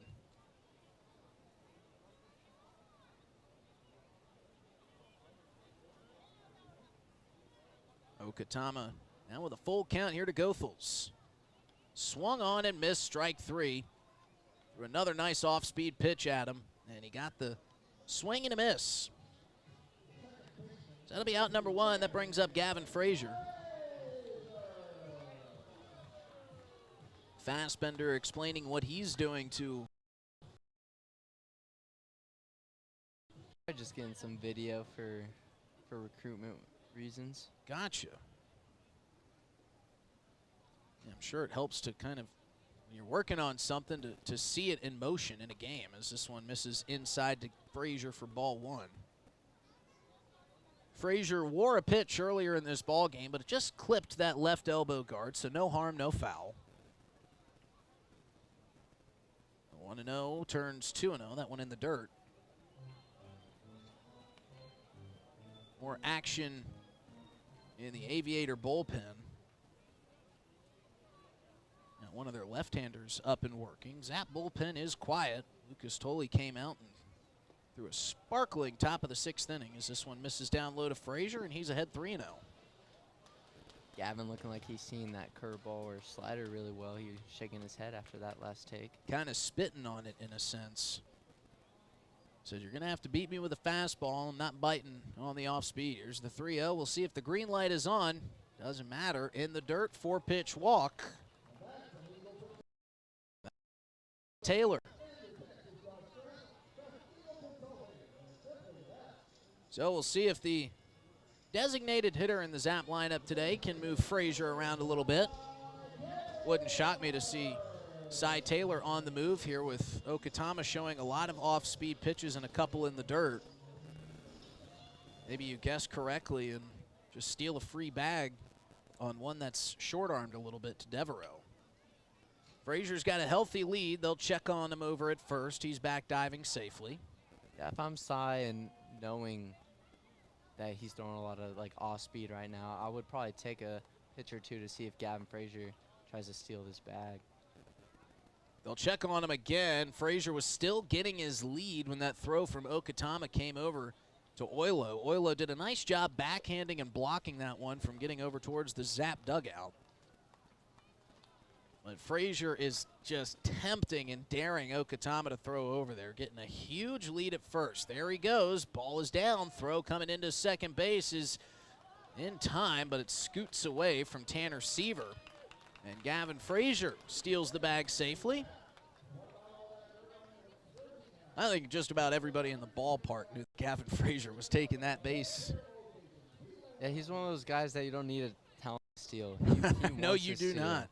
He gets really good jumps. He's a pretty speedy guy, and he wants to steal a base. And not that Jamie plays favorites by any means, but is Gavin one of those guys for Jamie that says, hey, you've got the ultimate green light if you want to steal first, or not steal first, but steal second from first?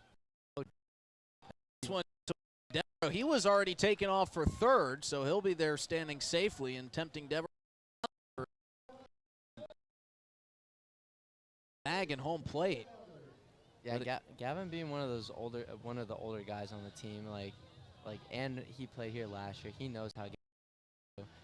Him and Gav know that Gavin's got any green light that he wants, and he's gonna steal that bag. And even if he gets thrown out, Jamie's not gonna be mad. Yeah, and it looked like down there, Gavin was showing Jamie what he's seeing in Okatama's delivery that was allowing him to get that really clean jump off the bag. He was kind of motioning that slow left arm or left leg hanging from Okatama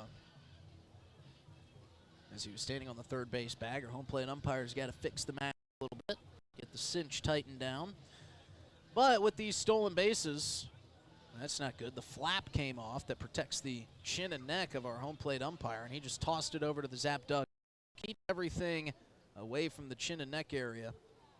The home plate ump, but with one out, Gavin Frazier now over at third, and the Aviator infield in. This one catches a piece of the outside corner. Taylor didn't like it, but it makes the count 2-1. He did not like that at all. Could tell by his body language. Aviators all on the inskirts of the infield, trying to keep this a tie game. See if Cy Taylor can drop one in behind him.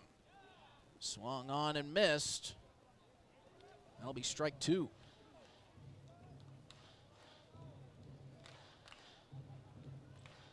Outfield is playing Taylor pretty deep. Infield obviously in on the grass, so a lot of space between infield and outfield here.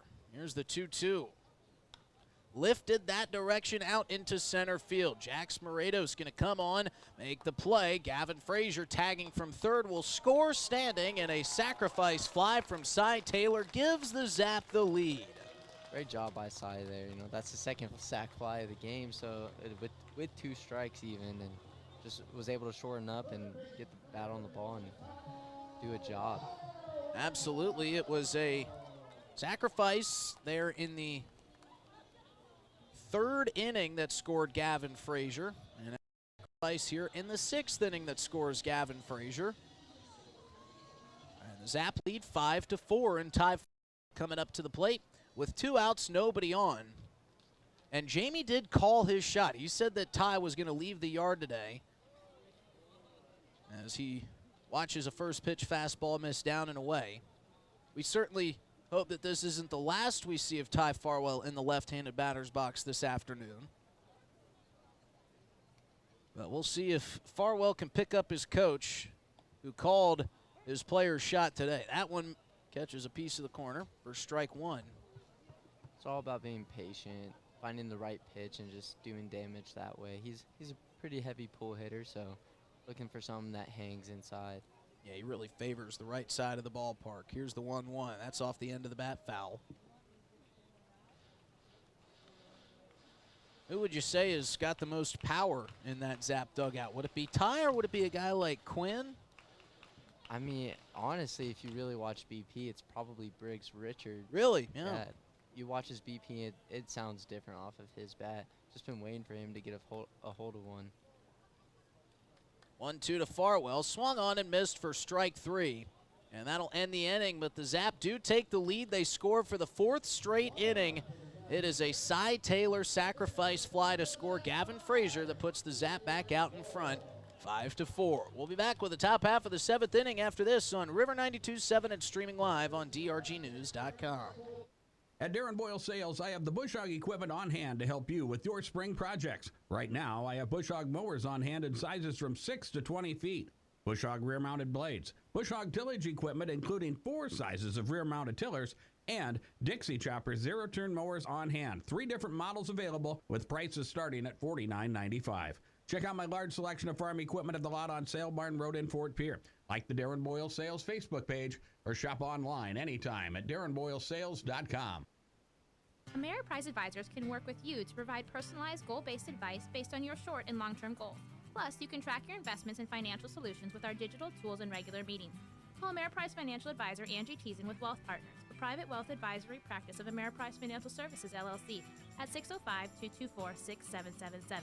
That's 605-224-6777. Office is located at 740 East Sioux Avenue, Pierre, South Dakota. Ameriprise Financial Services, LLC. Member FINRA and SIPC.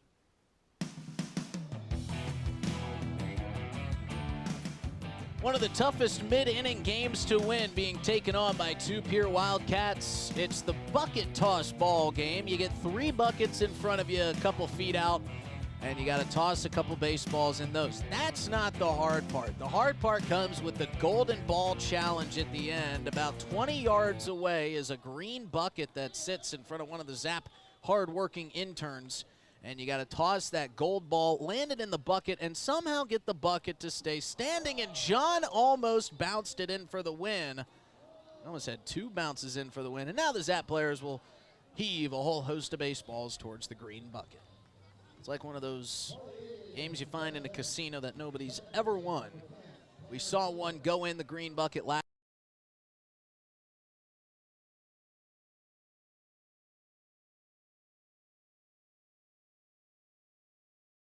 here on Wildcat night, and the Zap trying to deliver a come-from-behind victory. They lead 5-4 as Tanner Seaver starts the 7th inning. As Landon Meyer chases it down to the warning track, heading for third. Come in, throw is high, and a leadoff triple for Tanner Seaver is how the Aviators start this 7th inning. Landon Meyer had the left-handed hitter playing way in, and Seaver said, I'll do you one better. He dropped it over the top of Landon Meyer, chased him all the way back to the wall, and the Aviators on one pitch have a runner 90 feet away. So some strong oppo power shown by the Aviators' second baseman, and now Colin Bird, another power hitter, steps in and takes a first pitch strike from Lucas Tolley. Tolley works incredibly quick, and he's, oh, well, we thought he was going to do, but one misses low for ball one. It's now the Zaps' turn to have the infield in. This one down and away for ball two. All four standing on the infield skirt. Zap fell behind 2-0 in the second. They came within one, scoring one in the third. As this one's in there for a strike to even up the count at 2 apiece. The Aviators are able to answer back with 2 more in the fourth, making it 4-1.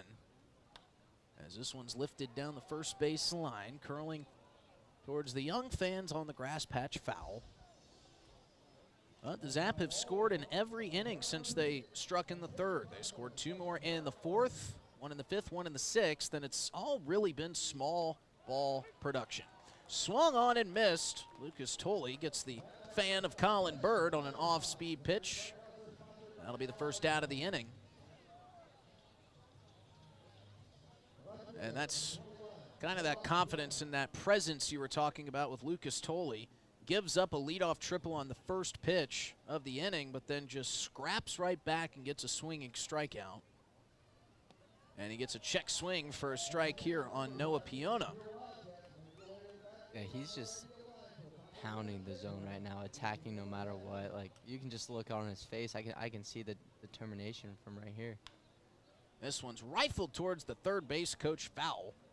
He couldn't make the Jamie Habiger play, although that one had a little extra mustard on it from the left-handed hitter over towards that third base coach. Give him credit. He attempted the bare hand play as Tolley bounces one in there for ball one. Count now 1-2, 1 out. Runner on third here for the Aviators in the top of the 7th inning.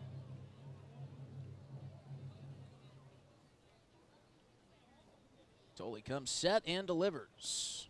Outside, ball two.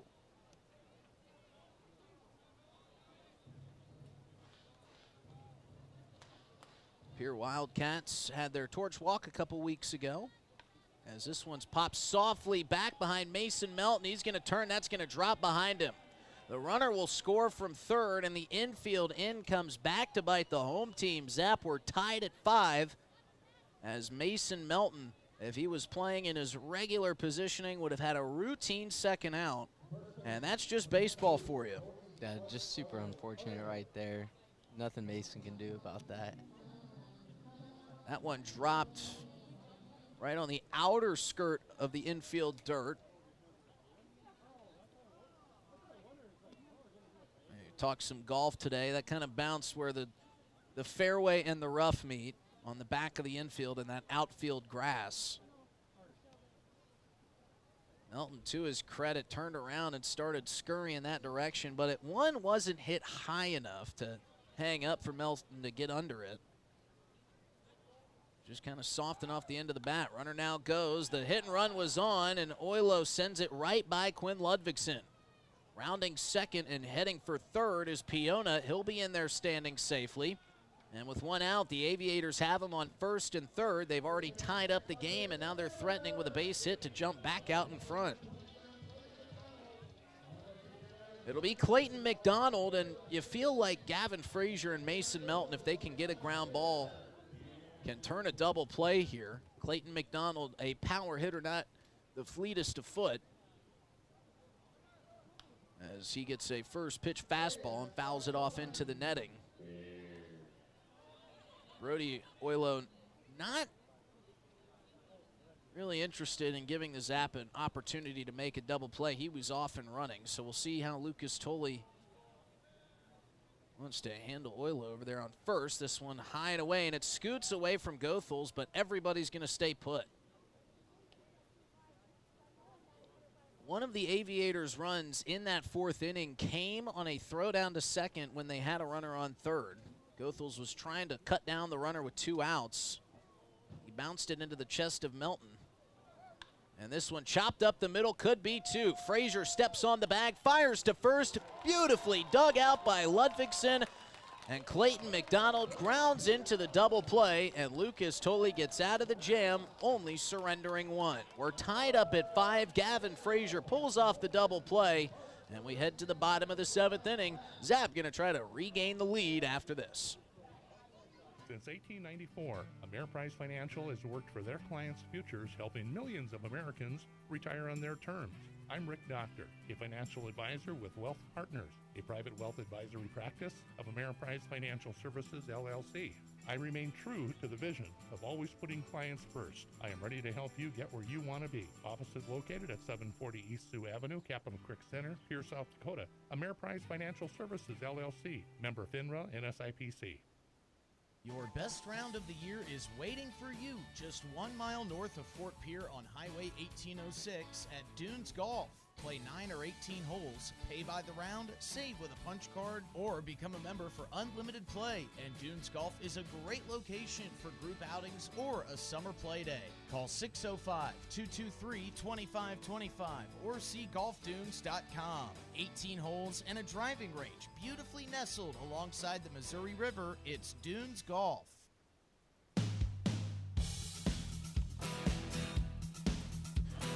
Welcome back to Hyde Stadium. Gavin Frazier turns the double play to get out of the jam in the top of the 7th inning. The Aviators do score one after a leadoff triple. But the Zap pitching staff, Lucas Tolley and his infield able to work out of the jam. Justin Cowart, Garen Gledhill, and Cortana Mancuso here with you. They had the Taco John's Kids run as we stretched in the 7th inning. Quinn Ludvigsen will lead us off. Man, what a ball game this has been. Great to have you with us here on River 92.7, especially for one of our favorite nights of the year, Wildcat Night.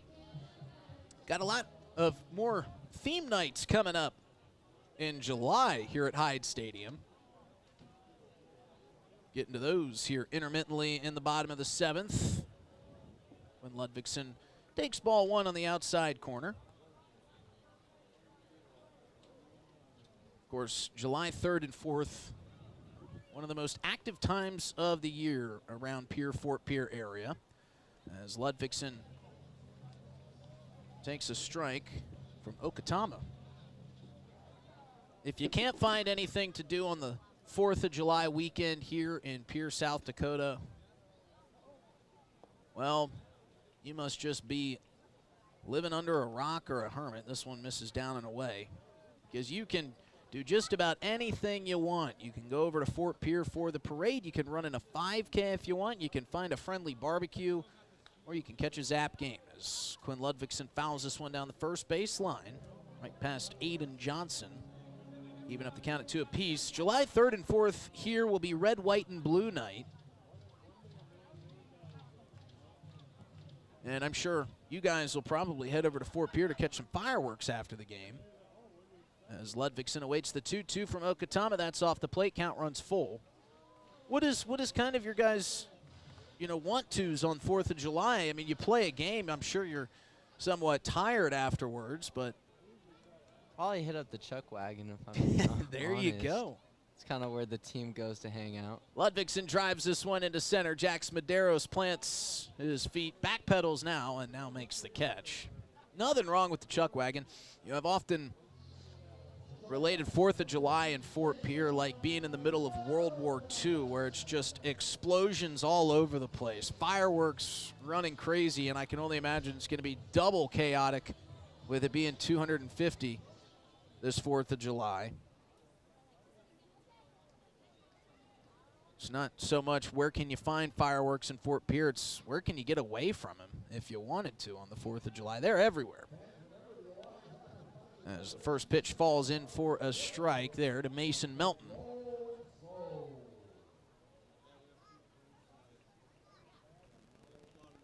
Oh and 1. Make it 1-1. Got the rodeo going on the 4th of July on Fort Pierre, and it falls on the weekend, which just timed out beautifully for the 250th here this year. Swung on. That one's off the end of the bat of Melton. Couldn't be corralled by Devereaux. 1-2 is the count. July 5th will be Star Wars versus Star Trek night. You guys will finally be able to use Darth Vader and a Stormtrooper here. As the 1-2 to Melton, inside, ball 2. Which side of the aisle do you sit on that one? Star Wars and Star Trek? Definitely Star Wars. Okay. I did not grow up watching Star Trek. Yeah, I feel like at least our generation, it was kind of leans more Star Wars. Nothing against Star Trek. It's just what we were raised on. And then July 6th will be game show night. I'm thinking Jamie should pull out the Steve Harvey suit for game show night on July 6th. There's the 2-2 pitch to Melton. He chops that one back behind him, foul. Staying alive swing. We'll keep him in the right-handed batter's box. I like to see Jamie in a suit, maybe get a little fake stash going or even grow out a real one. If there's anybody that could pull it off, it's Jamie Habiger, that's for sure. Definitely. Okatama set 2 and down here. Inside, ball 3. So Melton has battled back. Count.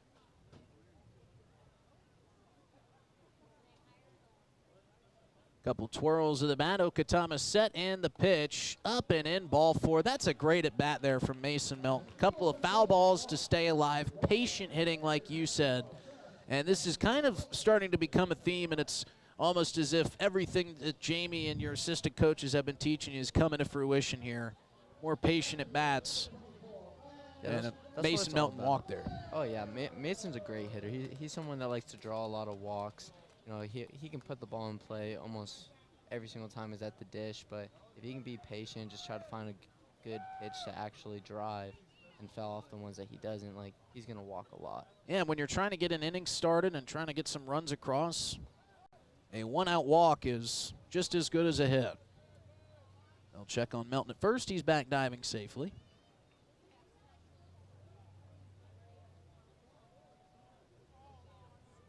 Bark at the Park night coming up. Well, that was actually on June 7th, but every night is really Bark in the Park night, as that one's in there for a first pitch strike to Landon Meyer. And the reason I say that is, seems like every time I've been here, we've had some good-looking dogs in the crowd. We got another good-looking black lab off to our left here tonight, as this one misses down and away. That good boy is wagging his tail over there, enjoying a shady afternoon at the ballpark. I think he wants to go dive in that dump tank. This one thrown over to first. They check on the runner. He's back diving safely. And that fan that is taking care of that dog must be listening to the radio broadcast, because when we talk about him, he gets extra pets. Here's a swing and a shallow drive into center field. This is going to drop in for a single. Perfectly placed there by Landon Meyer, right into the middle of the Bermuda Triangle, and it falls in for a one-out base hit. Zap threatening here in the bottom of the 7th with runners on first and second and just one out. And Dylan Bowie coming up to the plate. Couldn't have gone out there and placed that ball any better. Oh, no doubt. I mean, the outfielders have been playing pretty deep. They have been. It's been interesting to see how far back the Aviators outfield has been playing compared to what the Zap outfielders have been stationed. Yeah, it seems like the Zap outfielders are playing a little too far in, and then the Aviators have been playing too far back. You know, they kind of both need to find that middle ground. Get the pure Wildcats out there for an inning, and they'll just kind of settle in right in between. But the Zap in front of Jax Medeiros, and Dylan Bowie will try to put the Zap with a base hit. And he wears one just like his cousin would. Something about that bloodline. There must be extra iron or something that just attracts baseballs, because I haven't seen anybody get hit by more pitches than the folks of the Frazier and Bowie family. Yeah, it's been crazy to watch. They just are ball magnets when they're at the dish. It will load the bases here with one out. And Dom DiCarlo coming to the plate. And you look at what he's got in left center field. He's got all sorts of grass that he could work with. Noah Piona playing him closer to that left field line, and he takes a first pitch ball down in the dirt. The corners are playing in middle infield with one out, playing for a double play, but with Dom DeCarlo, you are going to have to be crispy with your turn. You have no time for a bobble, especially if it's softly hit. Here's the 1-0 to DeCarlo. Down and in, ball 2. If Dom can't find a way to, like, drive the ball in the air somewhere for a sac fly or even a double, I would not mind a ground ball through the 5-6 hole right now. Anything will work if you can find a gap. The 2-0 turns 3-0, that one in the dirt. And now Dom DeCarlo can earn an RBI by just waiting on one more pitch.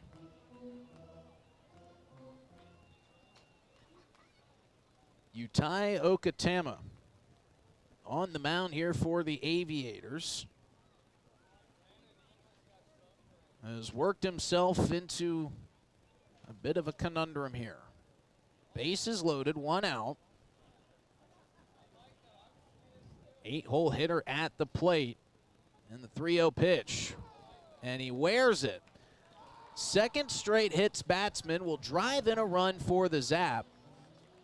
Coming home to touch the dish is Mason Melton.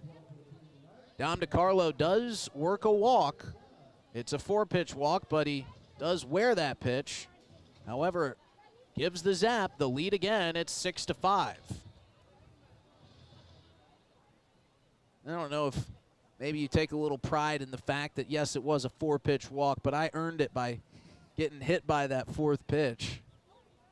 Yeah, I don't think he was able to even try to move out of the way there. It just was right at his back.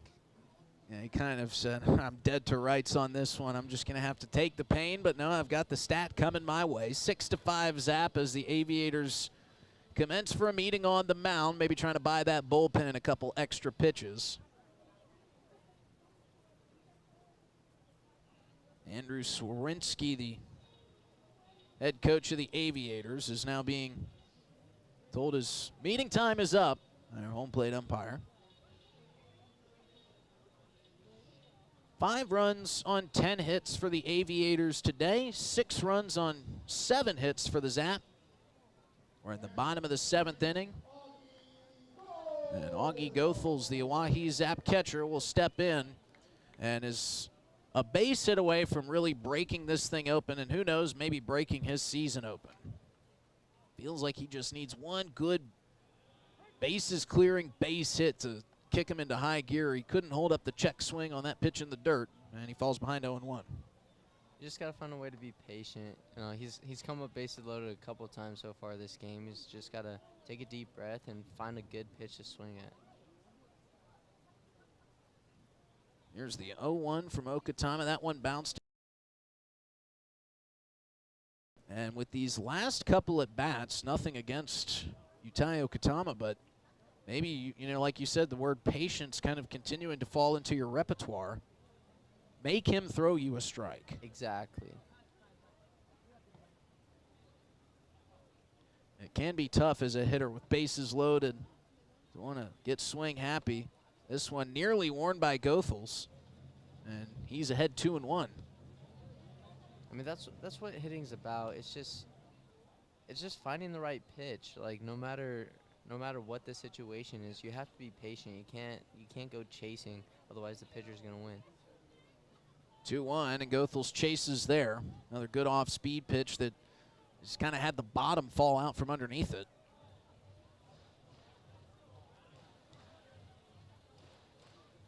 Zap continuing their streak of innings where they can put a run on the board. They've scored in 5 of these 7th innings, and a stay alive swing there from Goethals as it clips off the end of the bat.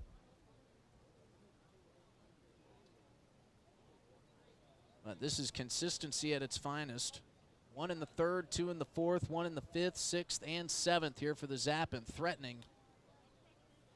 Here with bases loaded. Goethals fouls that one off the end of the bat, stays alive. I mean, that's all you can ask from an offense, though. Like, trying not to be too greedy.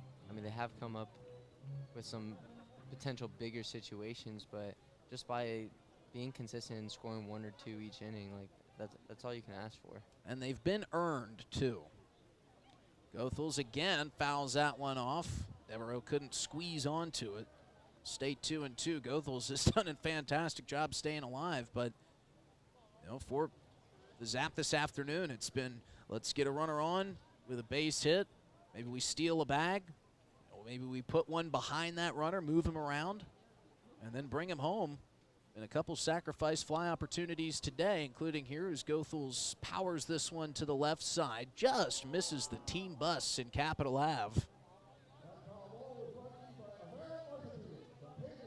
So again, 2-2. Goethals just continuing to work this count.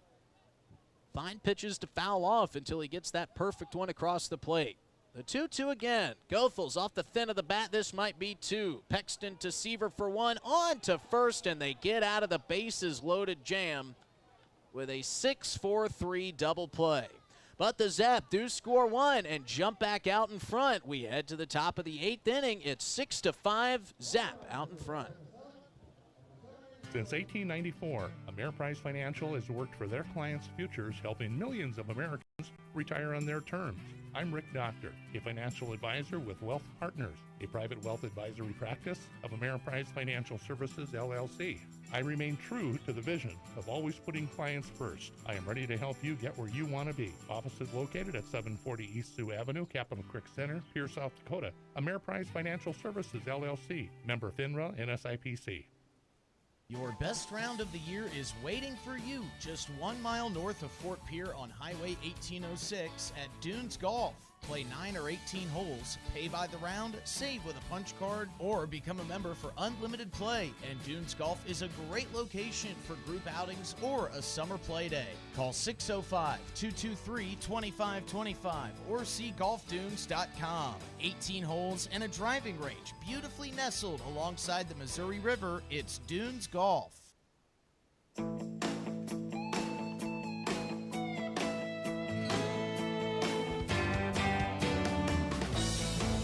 Get out to Dunes and play some golf. It's that time of year again. All good things happening in Central South Dakota. Golf, baseball, and a whole lot of fun here at Hyde Stadium. And I'll tell you what, folks over at Dunes have been doing a fantastic job. That course is looking better than ever. 6-5 Zap lead here as we head to the top of the 8th inning. What a fun game this has been between the Aviators and the Oahe Zap. It's been a back-and-forth affair. Zap showing a lot of moxie after falling behind 4-1.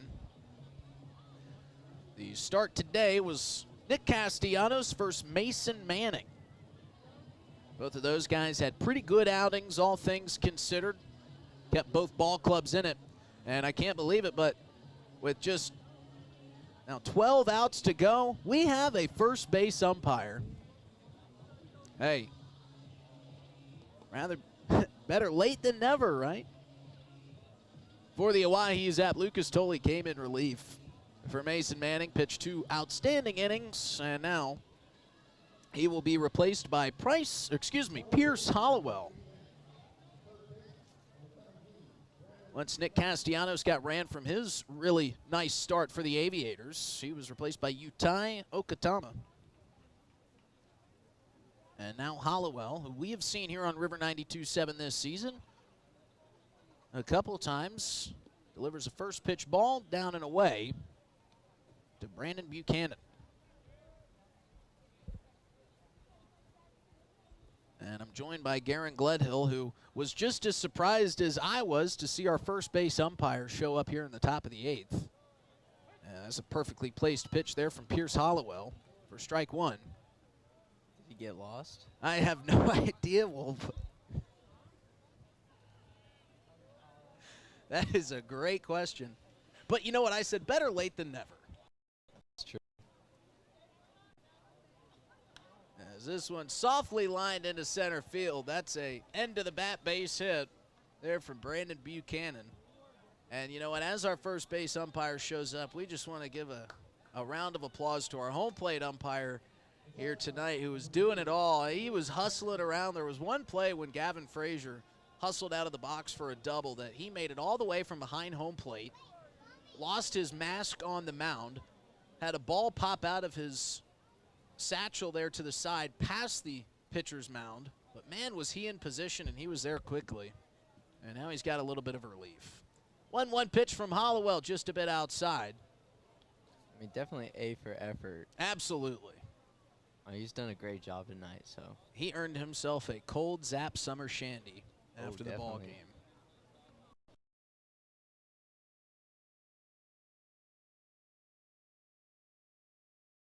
Two from Hollowell. That one catches the outside corner to even up the count at 2 apiece.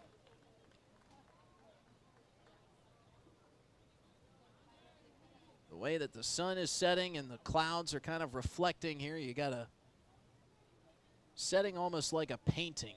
You're back behind Hyde Stadium. This one lined into the netting. 7-8-9 here. Kobe Pexton, the 2-hole hitter in this inning, the shortstop for the Aviators, and he's hitting in the 8th spot here tonight. Takes a deep breath and awaits the 1-2.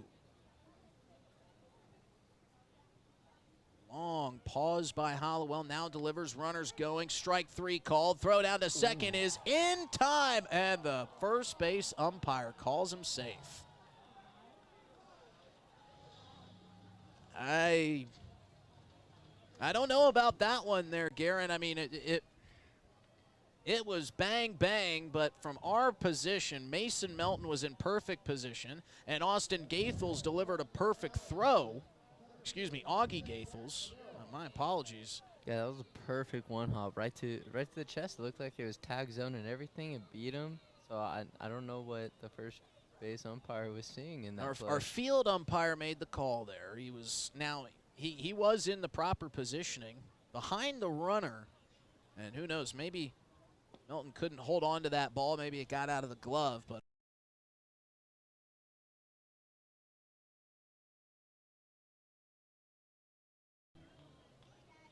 and I'm just going to say it. I think if our home plate umpire was still the only umpire out there, it'd be 2 outs, nobody on. I'd have to agree on that one. We play on. Runner on second, 1 out. And Hollowell missing outside to Jack Smederos.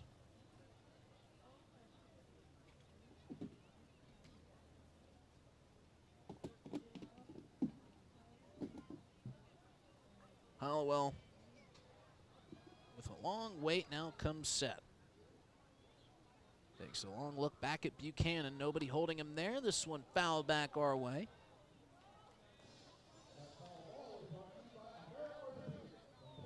So Hollowell behind 2-1. 1-run ball game.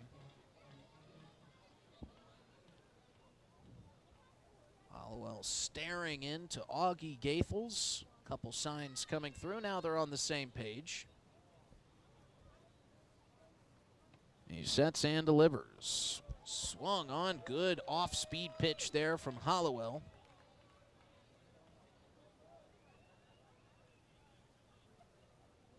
One strike away from really not having to worry about that runner, Brandon Buchanan, on second base. I think Augie thought that was strike 3 on that one. He did kind of come out from behind home plate like it was his post-strikeout routine. He can do it now. That's strike number 3. Got him swinging. Fastball blown past Medeiros, and there's the second out of the inning.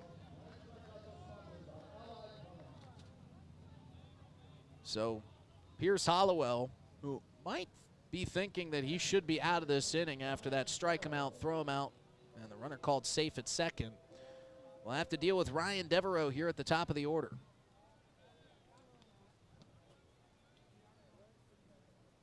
You had the Office theme song playing in the background for Ryan Devereaux as that is fired in for a first pitch strike.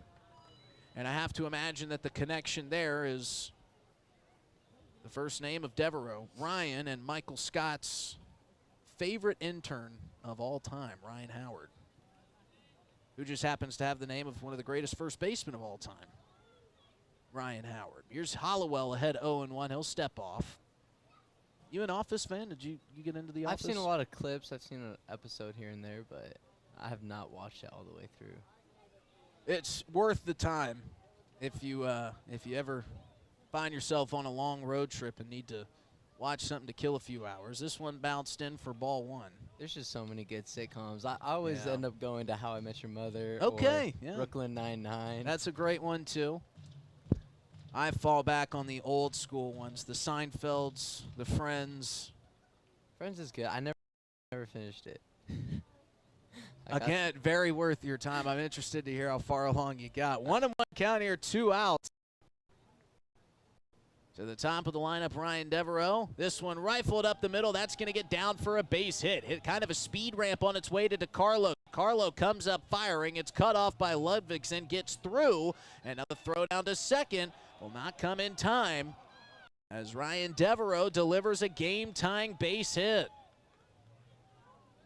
That was perfectly placed up the middle by Devereaux, and I have to imagine that Jamie Hammond, the whole coaching staff, may be a little steamed right now as that run almost shouldn't have ever happened. We go back to that strikeout and steal attempt earlier on in this inning where Brandon Buchanan was dead to rights. Looked like the throw and tag beat him in plenty of time. That was not the case. He was called safe, and now that run has come home to tie this game up at 6 apiece. That'll bring up Tanner Seaver, and he takes a looping first pitch for strike one. Looked like a curveball to me, but so hard to tell from up here if it's a slider, a curve, or... Yeah, I'm pretty sure that was a curveball. Had a lot of arc and a lot of time to get across the plate. Beautifully placed pitch. Here's the 0-1. Runner going. Throw down to third is going to hop over the head of Farwell. He's going to try to stumble his way home as Devereaux. Throw coming in from Landon Meyer, and the Aviators have stolen back the lead. Ryan Devereaux takes third. A short hopped throw from Augie Goethals. Found a little bit of a divot and took a hop over Ty Farwell at third base. And, yeah, he's motioning that there. Hey. It's one hop, and all of a sudden it was over Ty's head. Yeah, and you know, it looked like Ty Farwell was kind of assuming the role of leader there for Augie Goethals. I think Augie kind of signaled down, my bad, and Ty said, no, that was just an ugly hop that had the throw been on target. I think he would have been out. But instead, the Aviators now back out in front by one with a 2-run eighth. It's 7-6. Well, we've seen the Zap able to score in every single inning since the third. So if you can keep this at 1 run, you feel pretty good about your chances to at least tie it back up. This one down and in for ball 2.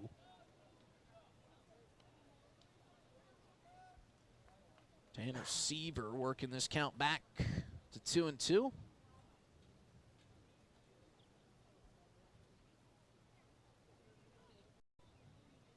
Hollowell set. This one way up and away.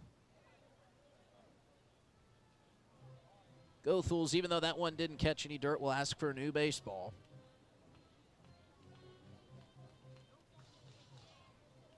Here's Hollowell, pitches out of Miles Community College, 3.23 ERA on the season.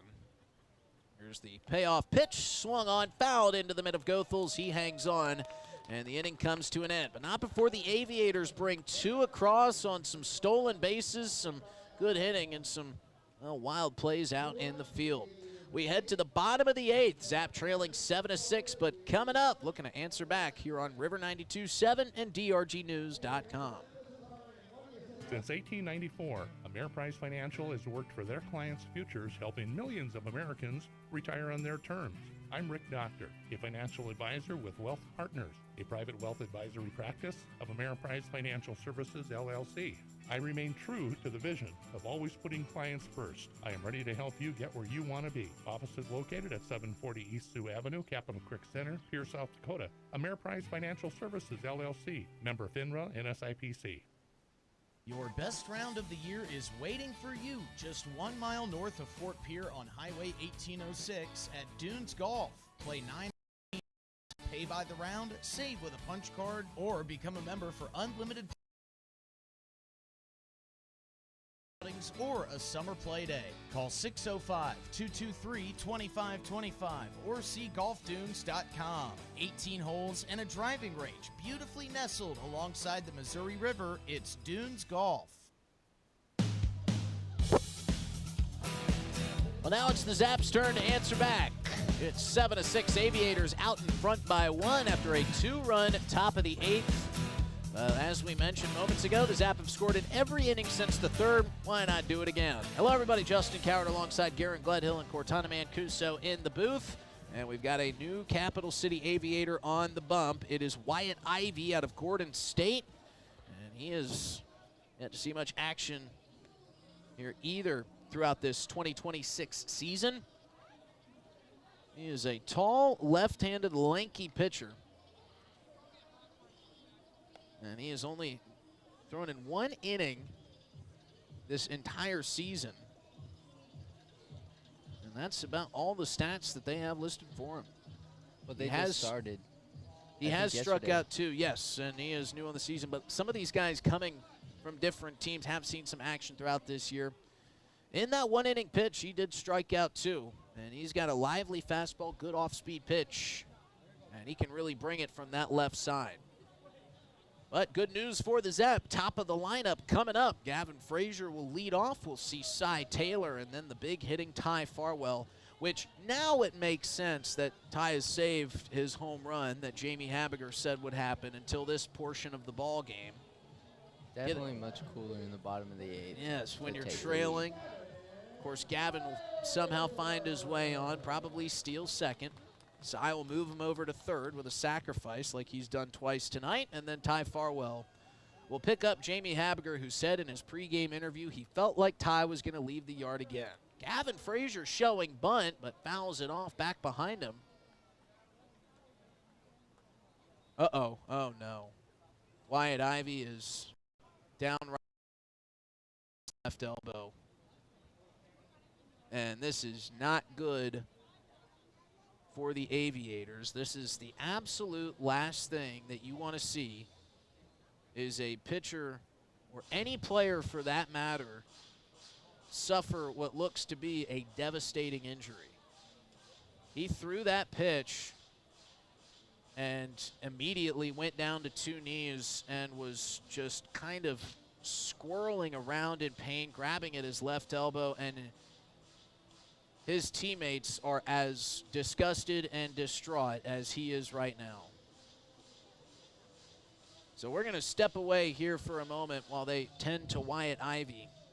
It'll be an 0-1 count for Gavin Frazier when we return here on River 92.7. Hey, baseball fans, if you're looking for a podcast that is sports and only sports, then come on into Cowart's Corner. We tackle all the big storylines going on in the world of sports, whether it be football, basketball, baseball, softball, hockey, whatever it is. If it's sports, we cover it. So if you're looking to unwind and have a good time, come into Cowart's Corner with me and my dog Charlie on drgnews.com or wherever you find your podcasts. Your best round of the year is waiting for you just 1 mile north of Fort Pierre on Highway 1806 at Dunes Golf.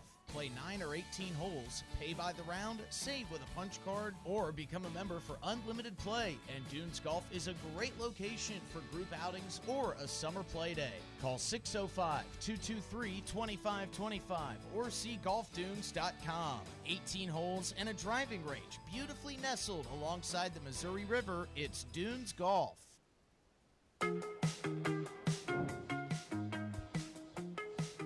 Back here at Hyde Stadium, and what was a very exciting and fun night has been dampened just a bit after the injury there to Wyatt Ivey, left-hander for the Capital City Aviators. Yes, they are the Zap opponent tonight, but you never want to see an injury, especially one that looked as, well, as devastating as the one that Ivey just suffered. If you're just joining us throughout this break, Ivey threw a first pitch strike to Gavin Frazier, who attempted a bunt, And as we kind of watched Gavin Frazier walking back to the batter's box, we looked up and Wyatt Ivey was down on 2 knees in a heap, just grabbing at that left elbow. And he was taken off the field under the assistance of the Avera medical team. And like all these other guys here in this league, just trying to get better and their game. So the Aviators will go to right-handed pitcher Derek Borino out of Oklahoma Panhandle State. The tall righty thrust into action after the injury to Ivy. And Guerin, that is, you know, obviously you could see how upset Ivy's teammates were out there on the mound with him. What do you do now as a player if you're the leader out there to try to just say, hey, we've still got a game to win. We're winning by 1 run here. Yep, we just saw our brother go down with what looked to be a serious injury, but you know we've got nobody out. We've got the top of the lineup here. How do you rally? I mean, I'd probably do what Devereaux's doing. He went and talked to his pitcher for a second right after he was done warming up, and that's something that I would do. Just go and talk to him for a second, trying to calm him down, be like, hey, you got this. And it's just such an unfortunate situation to be in. You know, you never want to see someone get hurt, especially like that. Yeah, absolutely. But I didn't have an idea that he was going to be pitching here a couple minutes ago. And we'll see if they can get after it. Again, it is an 0-1, now 0-2 count as Frazier takes a fastball on the outside corner. Good start there from Borino. But you've got a guy who may be still a little bit cold in Borino. We'll see if Gavin Frazier can get back in this count. Off the end of the bat, this one's going to be caught by a sliding Kobe Pexton. Pretty routine play there by Pexton, but he made it look a little bit extra flashy with the slide. Nothing wrong with that. And that'll be the first out of the inning. And Cy Taylor will come up for the first time tonight with nobody on in front of him.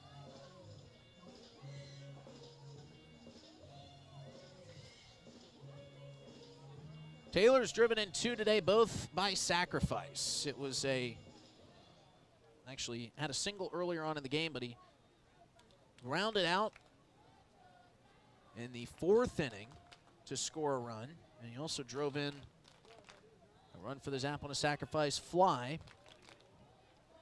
back in the 6th. We'll take a first pitch strike up and in.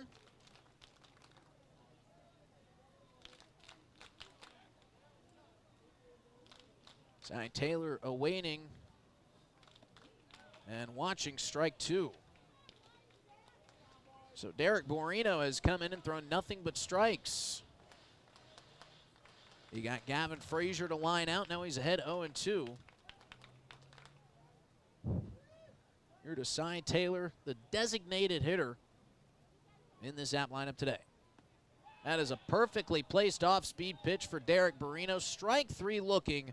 Goes down Cy Taylor, and now Ty Farwell is the last hope for the Zap to keep this run scored of inning streak going.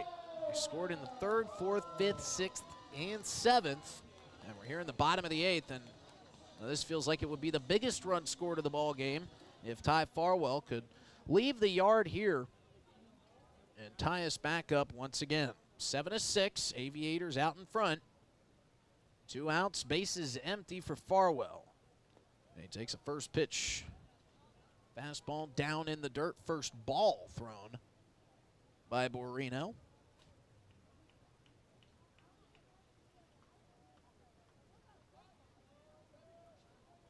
Farwell waggling the bat. And he takes ball 2 down low.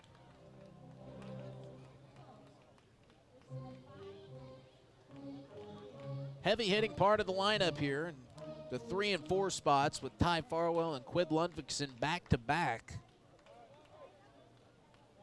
Sure wouldn't mind some of that back-to-back bombs. Here's the 2-0 to Farwell, and that one just a bit inside ball 3. And so if you're Jamie Habiger, you've had Ty Farwell hitting the way he's been hitting lately. Do you give him the green light here on 3-0 if it's so good you can't turn it down? That's a tough situation, you know. 3-0, we're down by 1. I don't know if I necessarily give him the 3-0. Low for ball 4. Yeah, that was a pretty easy take there by Ty. But now the go-ahead run comes to the plate in the form of Quinn Ludvigsen. 2-out hitting has been something that the Zap have done well this season. And we'll see if they continue that here. Sure feels like Quinn Ludvigsen is just kind of right on the cusp of breaking out for this 2026 summer. Yeah, he's had a couple good games. Here's the first pitch, and he takes a fastball high. And a couple games that he's kind of struggled in, but I mean, he's a hitter in my book for the most part, and he's got some power. So I mean, I'd love to see some of that pop come out right now. One thing that hasn't wavered has been his confidence and his consistently good attitude in the dugout as he spins out of the way of that fastball for ball 2. Seems like every time I'm over there, and he's got a smile and he's always joking around with somebody. Oh yeah, I mean, he's such a great guy, and he's just always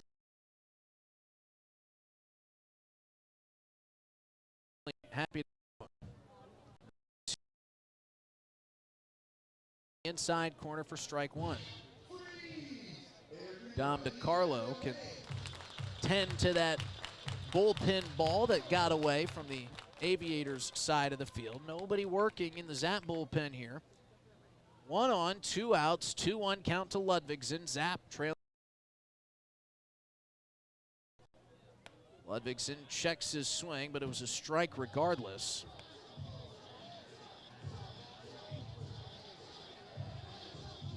So now 2-2 count, 2 outs. Part of the lineup if you're the Zap and not get any production out of it here in the bottom of the 8th inning. You got Farwell on first. And a big gap in left center if Quinn Ludvigsen can go oppo. He takes the 2-2 just a bit low. Then he works the count full. Great take there from Ludvigsen.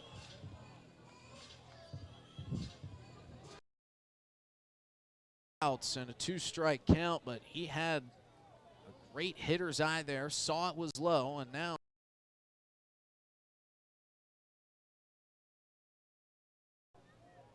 Farwell on the move. Inside ball 4.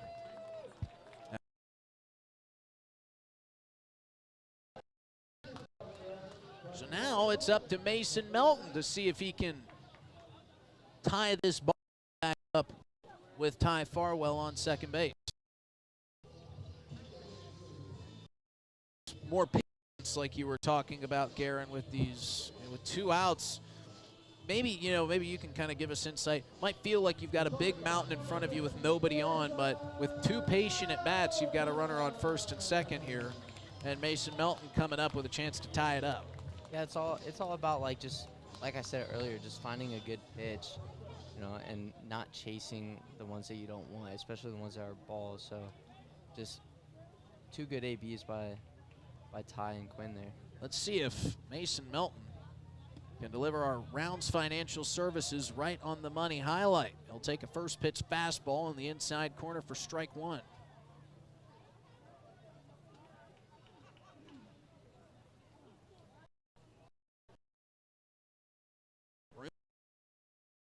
Between short and third and first and second. Farwell going for picked a perfect pitch to run on. It was a breaking ball that was out of the zone, and Devereaux looked like he kind of got handcuffed and where he wanted to go with the baseball. Looked like he wanted to go down to second, then looked at third, and when he was about to make a decision, it was all too late. I just think that they had 2 crazy jumps right there, because third runner. 1-1 count now. Melton's got 2 in scoring position, and he fans on a fastball. Melton behind 1-2. Ludvigsen at second. Farwell 90 away from home. A base hit will give the Zap the lead. Both runners will be going with 2 outs. On contact. See if Melton can come up big for his squad here. Reno is set. The 1-2. No, it's off the plate. Half the Aviators were headed to the dugout, thinking that was strike 3. But our home plate umpire was very confident in his call. He said that was off the plate, and now it's a 2-2 count.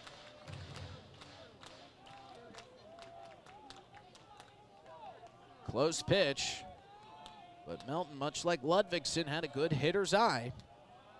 Here's the 2-2. Lifted down the first base line. That'll turn foul.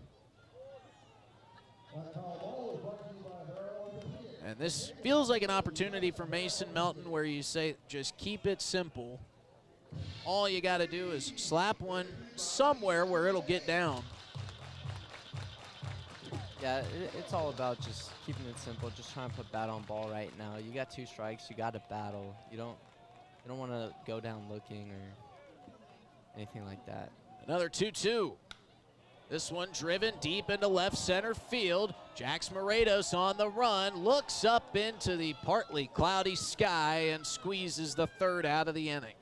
So the Zap leave them stranded on second and third. For the first time since the third inning, they don't bring one across. They still trail 7-6 with the top of the ninth coming up right after this. You're listening to Oahe Zap Baseball on River 92.7 and streaming live on drgnews.com. Advisors can work with you to provide personalized goal-based advice based on your short and long-term goals. Plus, you can track your investments and financial solutions with our digital tools and regular meetings. Call Ameriprise Financial Advisor Angie Teasing with Wealth Partners, a private wealth advisory practice of Ameriprise Financial Services, LLC, at 605-224-6777. That's 605-224-6777. Office is located at 740 East Sioux Avenue, Pierre, South Dakota. Ameriprise Financial Services, LLC, member FINRA and SIPC. At Darren Boyle Sales, I have the bush hog equipment on hand to help you with your spring projects. Right now, I have bush hog mowers on hand in sizes from 6 to 20 feet. Bush hog rear-mounted blades, bush hog tillage equipment including 4 sizes of rear-mounted tillers, and Dixie Chopper zero-turn mowers on hand. 3 different models available with prices starting at $49.95. Check out my large selection of farm equipment at the lot on Sale Barn Road in Fort Pierre. Like the Darren Boyle Sales Facebook page or shop online anytime at darrenboylesales.com.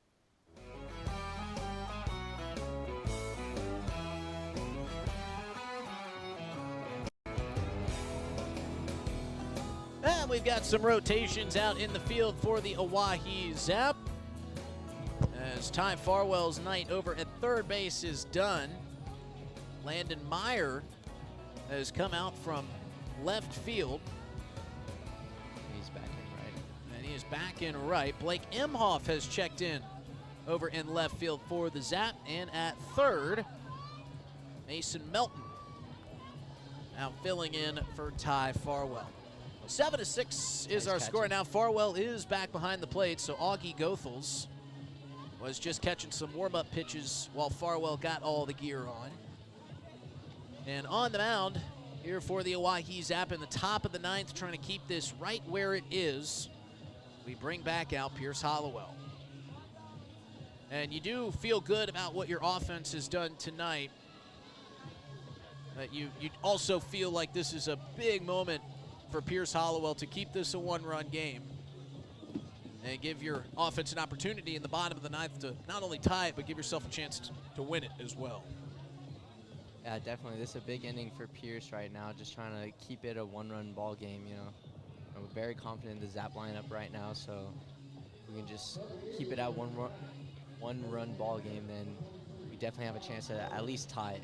Heart of the lineup coming up here for the Aviators in Colin Bird, Noah Piona, and Brody Oilo.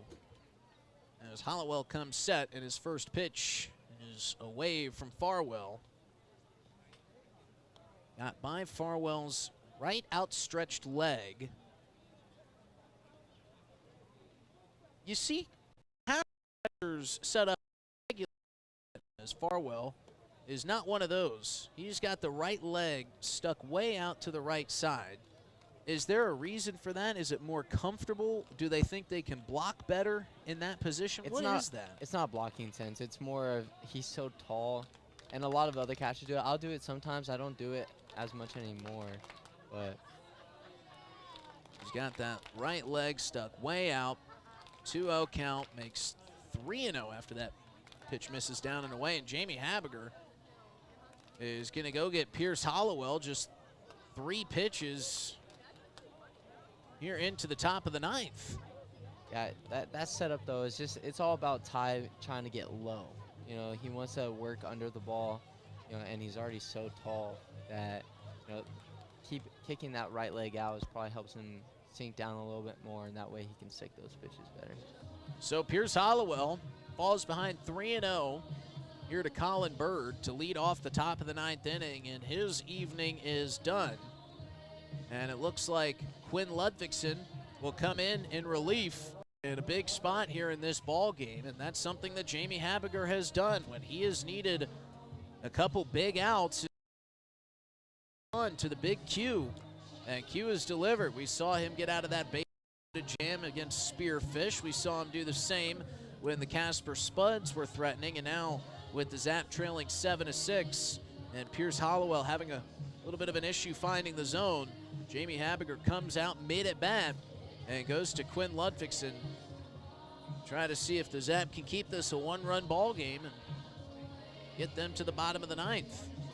Does that surprise you at all? I mean, like I said, we've seen Jamie go pull Quinn from first base and put him in the ball game in some big spots throughout this season. And another one right here. That does not surprise me at all. Q's been pounding the zone a lot, and he has been very efficient in his very few outings. And so, I mean, we saw Landon going first already, so he probably just pulled the trigger a little too early before Jamie wanted him there. So kind of had the idea that Quinn was coming in at if there was any type of trouble happening.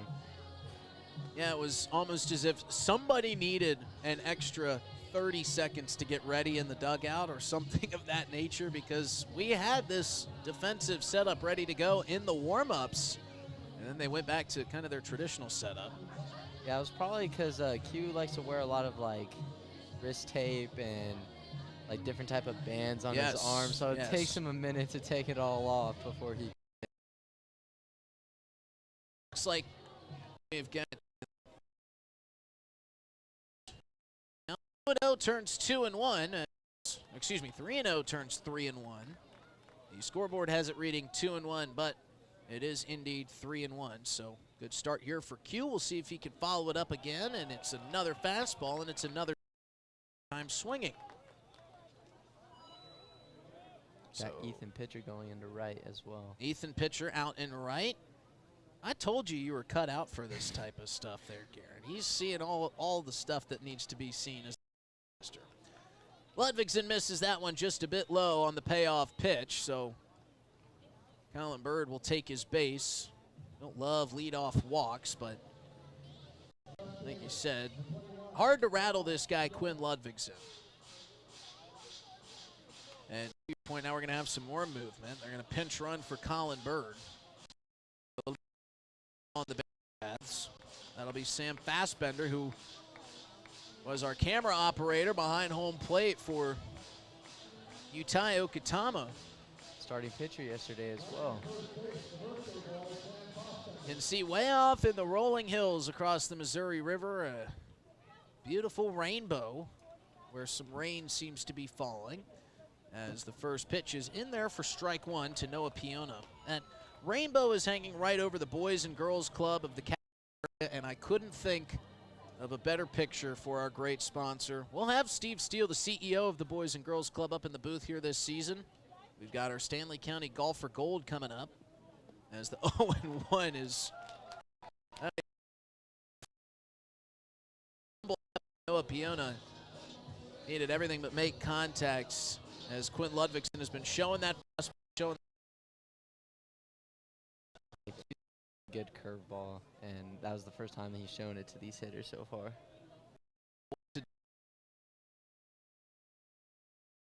Runner at first. Stanley County Golf for Gold, put on by Steve Steele and the Boys and Girls Club of the capital area, raises money for the Stanley County Gold program. And shows you how great of a heart Steve Steele has, the head coach of the Pierre Governors, doing some great things for our friends across the bridge in Fort Pierre. Here's the 0-2. Swung on and missed, pulled the string again. Picks up the first out of the inning via strikeout. Another guy that's just been pounding the zone.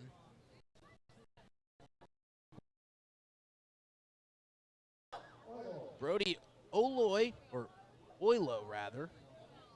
Still haven't gotten it figured out correctly yet. First pitch to him, and now they've got the runner at first, kind of pickled here. And cut off Landon Meyer. So Sam Fassbender was second on the pitch, stumbled midway between first and second, and Ty Farwell saw it a mile away, threw it down to Landon Meyer at first base, who then followed that up with a throw over to Gavin Frazier, who has moved to shortstop. And just a absolutely picture-perfect rundown executed by the Oahe Zap on the infield, and the lone base runner for the Aviators is cut down in a pickle. That's the second out of the inning.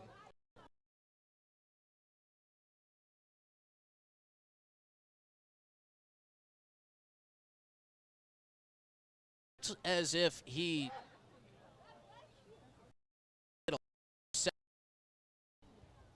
as the 1-1 misses outside for ball 2. And then in his attempt to get back up and ready to throw it down to second base, as the 2-1 turns 2-2. Beautiful off-speed pitch side corner of the zone from Ludvigsen, as some subtle raindrops start to fall here at Hyde Stadium. 2-2 from Ludvigsen, up and in ball 3. But yeah, the run down there from Fassbender looked like he just stumbled, whether he was trying to steal second or trying to get back. As the 3-2 in there for strike 3 from Ludvigsen. Ludvigsen dazzling with the fastball and confusing with the off speed. Comes in, replaces Pierce Hollowell, and goes 1-2-3 after the leadoff walk. We head to the bottom of the 9th inning. Zap trailing by 1, trying to set off a couple of fireworks here on Wildcat Night at Hyde Stadium. We'll have the Zap Bats coming up after this on River 92.7 and DRGnews.com. Since 1894, Ameriprise Financial has worked for their clients' futures, helping millions of Americans retire on their terms. I'm Rick Doctor, a financial advisor with Wealth Partners, a private wealth advisory practice of Ameriprise Financial Services, LLC. I remain true to the vision of always putting clients first. I am ready to help you get where you want to be. Offices located at 740 East Sioux Avenue, Capitol Creek Center, Pierce, South Dakota. Ameriprise Financial Services, LLC, member FINRA and SIPC. Your best round of the year is waiting for you just 1 mile north of Fort Pierre on Highway 1806 at Dunes Golf. Play 9 or 18 holes, pay by the round, save with a punch card, or become a member for unlimited play. And Dunes Golf is a great location for group outings or a summer play day. Call 605-223-2525 or see golfdunes.com. 18 holes and a driving range beautifully nestled alongside the Missouri River. It's Dunes Golf.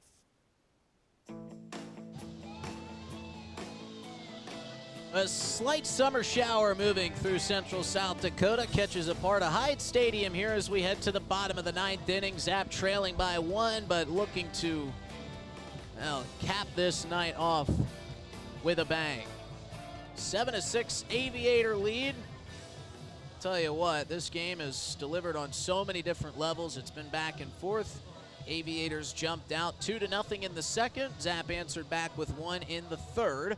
2 more runs from the Aviators in the fourth gave them their largest lead of the ball game. It was 4-1.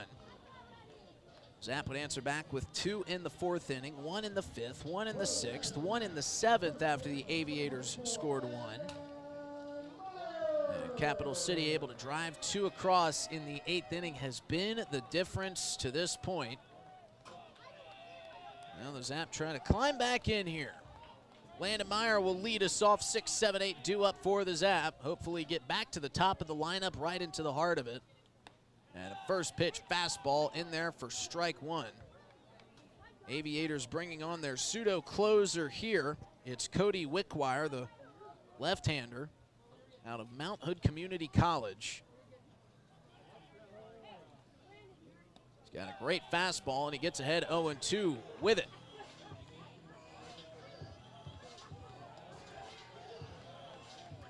Cody Wickwire sports quite an ERA. It sits at 147. We'll get you some more of his stats here after the 0-2, which is rifled back into the netting foul. Cody has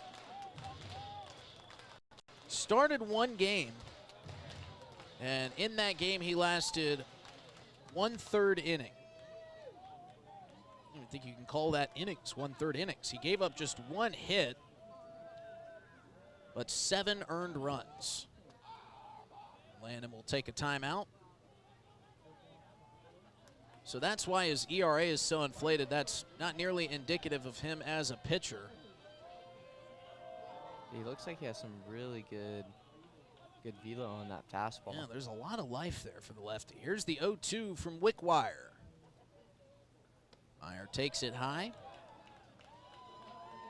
So don't take that 147 ERA for anything meaningful. Wittwire's a much better pitcher than that. Just like we were talking with the great photographer Tom Plooster, even the best have an off day. Here's the 1-2. That's down and away with his first off-speed pitch of the outing, and we're even up at 2 apiece. And again, here with the Zap, continue to try to do what they've done all game. Get runners on, move them around, play a little bit of small ball. Trying to tie and then win this ball game. 2-2, Meyer, good eye there. Takes it low for ball 3. Yeah, all we need is one this inning. You know, we don't need to be greedy and try to get 2 for the win, but we can get 1 across. That's really all that matters to keep this game alive. And on a night like tonight where it's just been not as all you could ask for, wouldn't mind some extra innings if that were the case. It's a work back walk for Landon Meyer as he takes a fastball up in the zone for ball 4. He was behind 0-2, fouled off a speedy fastball into the net, and then worked his way to first base via walk. And that right there could very well be our Rounds Financial Services right on the money highlight. Rounds Financial Services, where your money works for unbelievable battle back to get a leadoff walk, nobody out. Couldn't happen the 9th inning here.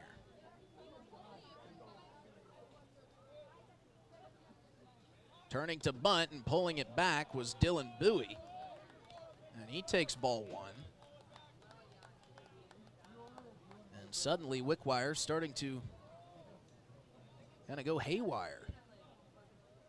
5 straight balls. We'll see if Dylan Bowie squares to bunt again. He will. And he'll pop it up. That's the cardinal sin of bunting. It's caught by the third baseman, Buchanan. And if there's anything that can get Jamie Habiger off kilter, it's probably that right there. A popped-up bunt with nobody out in the bottom of the 9th inning, trailing by 1, when you're trying to move the runner from first to second. Yeah, that's a very unfortunate situation right there. I was off the bat, I was kind of hoping it was going to bloop over the third baseman because he was charging hard.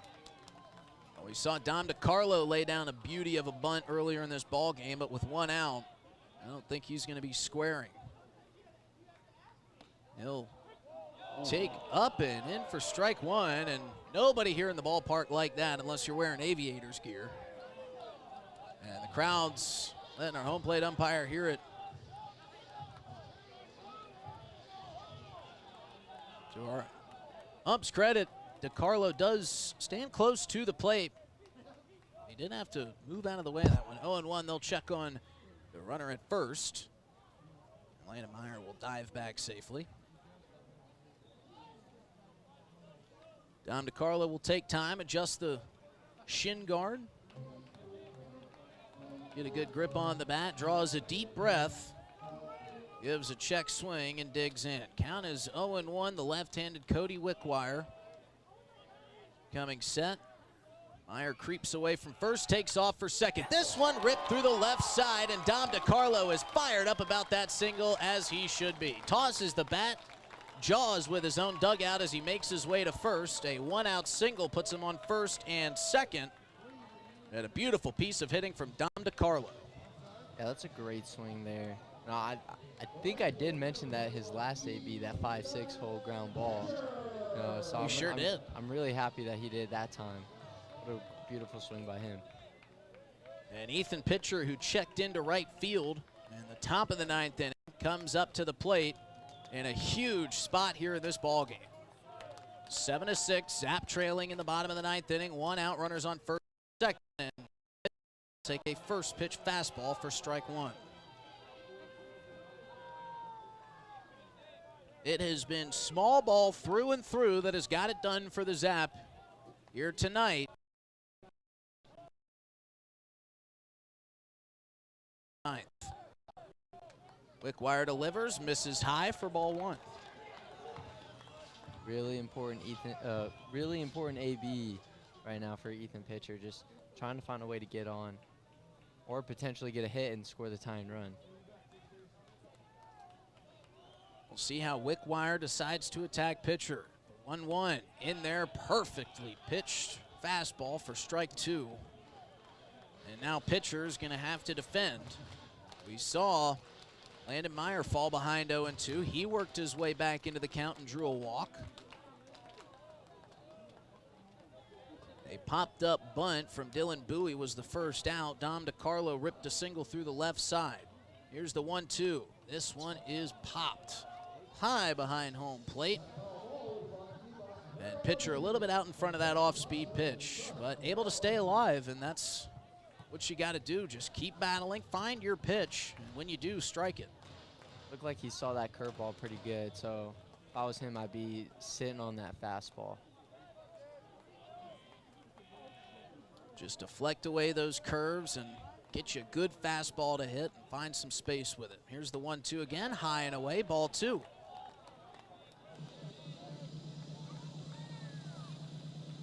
Some of the folks fled out when the rain started to fall, but that has subsided, and you can hear the chirps and chatters of all that remain. Trying to will a base hit here to tie this ball game. 2-2 pitch over the head of Devereaux, and everybody's going to move up 90 feet. Landon Meyer to third, and Dom DiCarlo down to second. And now a base hit could win you this ball game. Exactly. Right there, that should have taken all the pressure off of Ethan. All you got to do is try to find a way to put bat on ball and get at least the tying run in. And now everything kind of shifts here for the Aviators. They had a force at every base, but now the infield is in. Dom DiCarlo's standing side by side with the shortstop. His lead is massive, so you know a base hit will score him. Here's the payoff pitch. Swung on, strike 3 to Pitcher, and now it's up to Gavin Frazier. And that's huge for a couple reasons. That'll allow the Aviators to play back at normal depth in the infield. And on the Zap side of things, everybody's going to be running here on 2 outs, although the ball was struck with 1 out. We'll see if Gavin Frazier can come up big here in the bottom half of the 9th. He pops this one up to the right side. Underneath it is Tanner Seaver, and that'll end the ball game. The Aviators dance through raindrops in the bottom of the 9th inning to avoid a comeback win by the Oahe Zap. They take it 7-6 here on a Thursday night. They split the series here on the road, and all things considered, that is for the Capital City Aviators. And the Zap will try to regroup before a long stretch off. We'll talk all about it here in the postgame coming up on the other side of this break. Zap falls 7-6 in a thriller of an affair. Like I said, we'll recap it when we come back here on River 92.7 and DRGnews.com. These days, people consume information at different times of day and through a variety of different platforms. That's why DRG Media Group's AM and FM radio stations, DRGnews.com website, and DRG mobile app provide local news, sports and weather, music and entertainment news, area high school athletic events, and more. But as members of your community, we want to hear from you too. Are you not hearing what you want to hear? Do you have an event coming up that you need advertised? Then let us know by using the Contact Us feature on the DRGnews.com website or on the DRG DRG News app. You can send us a song request, a news or sports item, a request for advertising information, and more. Fill in your information, select which type of inquiry you have, provide the relevant details, then click Submit. We make qualifying information available to the public using our DRG Media Group radio stations, drgnews.com website, and DRG News mobile app. Thanks to our advertisers, it's all available to you for free. drgnews.com and the DRG News app are updated throughout the day, so check back often. Since 1894, Ameriprise Financial has worked for their clients' futures, helping millions of Americans retire on their terms. I'm Rick Doctor, a financial advisor with Wealth Partners, a private wealth advisory practice of Ameriprise Financial Services, LLC. I remain true to the vision of always putting clients first. I am ready to help you get where you want to be. Offices located at 740 East Sioux Avenue, Capitol Creek Center, Pierre, South Dakota. Ameriprise Financial Services, LLC, member FINRA and SIPC. Your best round of the year is waiting for you just 1 mile north of Fort Pierre on Highway 1806 at Dunes Golf. Play 9 or 18 holes, pay by the round, save with a punch card, or become a member for unlimited play. And Dunes Golf is a great location for group outings or a summer play day. Call 605-223-2525 or see golfdunes.com. 18 holes and a driving range beautifully nestled alongside the Missouri River. It's Dunes Golf. Ameriprise Advisors can work with you to provide personalized goal-based advice based on your short and long-term goals. Plus, you can track your investments and financial solutions with our digital tools and regular meetings. Call Ameriprise Financial Advisor Angie Teason with Wealth Partners, a private wealth advisory practice of Ameriprise Financial Services, LLC, at 605-224-6777. That's 605-224-6777. Office is located at 740 East Sioux Avenue, Pierre, South Dakota. Ameriprise Financial Services, LLC, member FINRA and SIPC.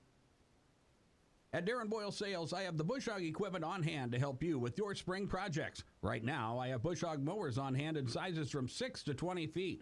Bush hog rear-mounted blades, bush hog tillage equipment including 4 sizes of rear-mounted tillers, and Dixie Chopper zero-turn mowers on hand. 3 different models available with prices starting at $49.95. Check out my large selection of farm equipment at the lot on Sale Barn Road in Fort Pierre. Like the Darren Boyle Sales Facebook page or shop online anytime at darrenboylesales.com.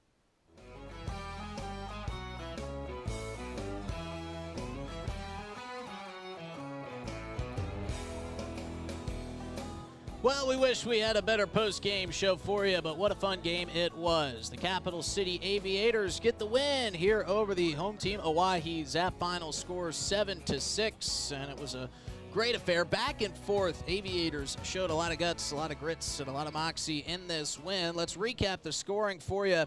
The Aviators got out in front thanks to a 2-run home run in the top of the second inning. That was an absolute moonshot that got up into the atmosphere and gone out, and I've seemed to have lost my notes here. I'm not sure where they went, but either way, they jumped out in front 2-0 to start off the season. The Zap would answer back with a little bit of small ball. It was a Cy Taylor ground out that scored Gavin Frazier to cut into that deficit. Aviators would score 2 more with some small ball themselves. Not so small was the triple off the bat of Devereaux. However, the Zap, they again had an answer in the bottom of the 4th inning, scoring 2 runs. 5th inning, the Zap would answer again, scoring 1. There was a lot of small ball here tonight, scored again in the 6th inning, but it was the 7th and 8th inning for the Aviators that got it done. They scored 3 in those 2 frames, and that 8th inning 2-run action was enough for them to get it done. 7-6, the final score. But a small ball was the key here. Here's my notes. Cy Taylor got a couple of sacrifices, 1 fielder's choice, 1 sac fly. Ty Farwell also had a sac fly in this ball game, but the 2-run home run off the bat of Brody Oilo was the decider in this one, really. And that was our Rounds Financial Services right on the money highlight in the ball game. Zap will have 6 days off before they get back to action coming up here to round out the finishing month of June. They'll take on Spearfish on the 18th and 19th on the road, then come home to face them on Saturday and Sunday. Then they'll have 3 more days off, will the Zap. They've got 4 at home against the Aviators, and folks, you're not going to want to miss those games here at Hyde Stadium. You got anything like we got tonight, we're going to be in for some fun. And if you're still making your way around Hyde Stadium, stop on by. They've got Barstool Profits playing some live music here at the ballpark. Doesn't get much better than this. It was a great theme night. Great to see all the Pier Wildcats out. Special Olympics South Dakota athletic team here in town. And you won't be seeing the last of these Wildcats here at Hyde Stadium. They love their Oahe Zap. Want to give a big thanks to all of our great sponsors who made broadcasting here tonight possible. Of course, our friends over at Dunes Golf. They'll get you around. Go to golfdunes.com. They will get you set up for 18 holes over along the Missouri River. Our friends at Darren Boyle Sales. Of course, Darren Boyle, the largest bush hog salesman this side of the Missouri River. So go get him at the lot on Sale Barn Road. Darren Boyle Sales. Of course, our friends at the Boys and Girls Club of the Capital Area. And, of course, our great, great friends here at Hyde Stadium, the Oahe Zap, for allowing us to broadcast here tonight. And anybody that I left off, well, I do apologize. Glad we could get your ads played here in the postgame. One final time here from Hyde Stadium. 7-6 Aviators get the win. Zap head into a 6-day off-day stretch. They will be back, as mentioned, against Spearfish on June 18th. Big thanks to Garrett Gledhill for joining us in the booth tonight, being my color commentator, and Cortana Mancuso for streaming us live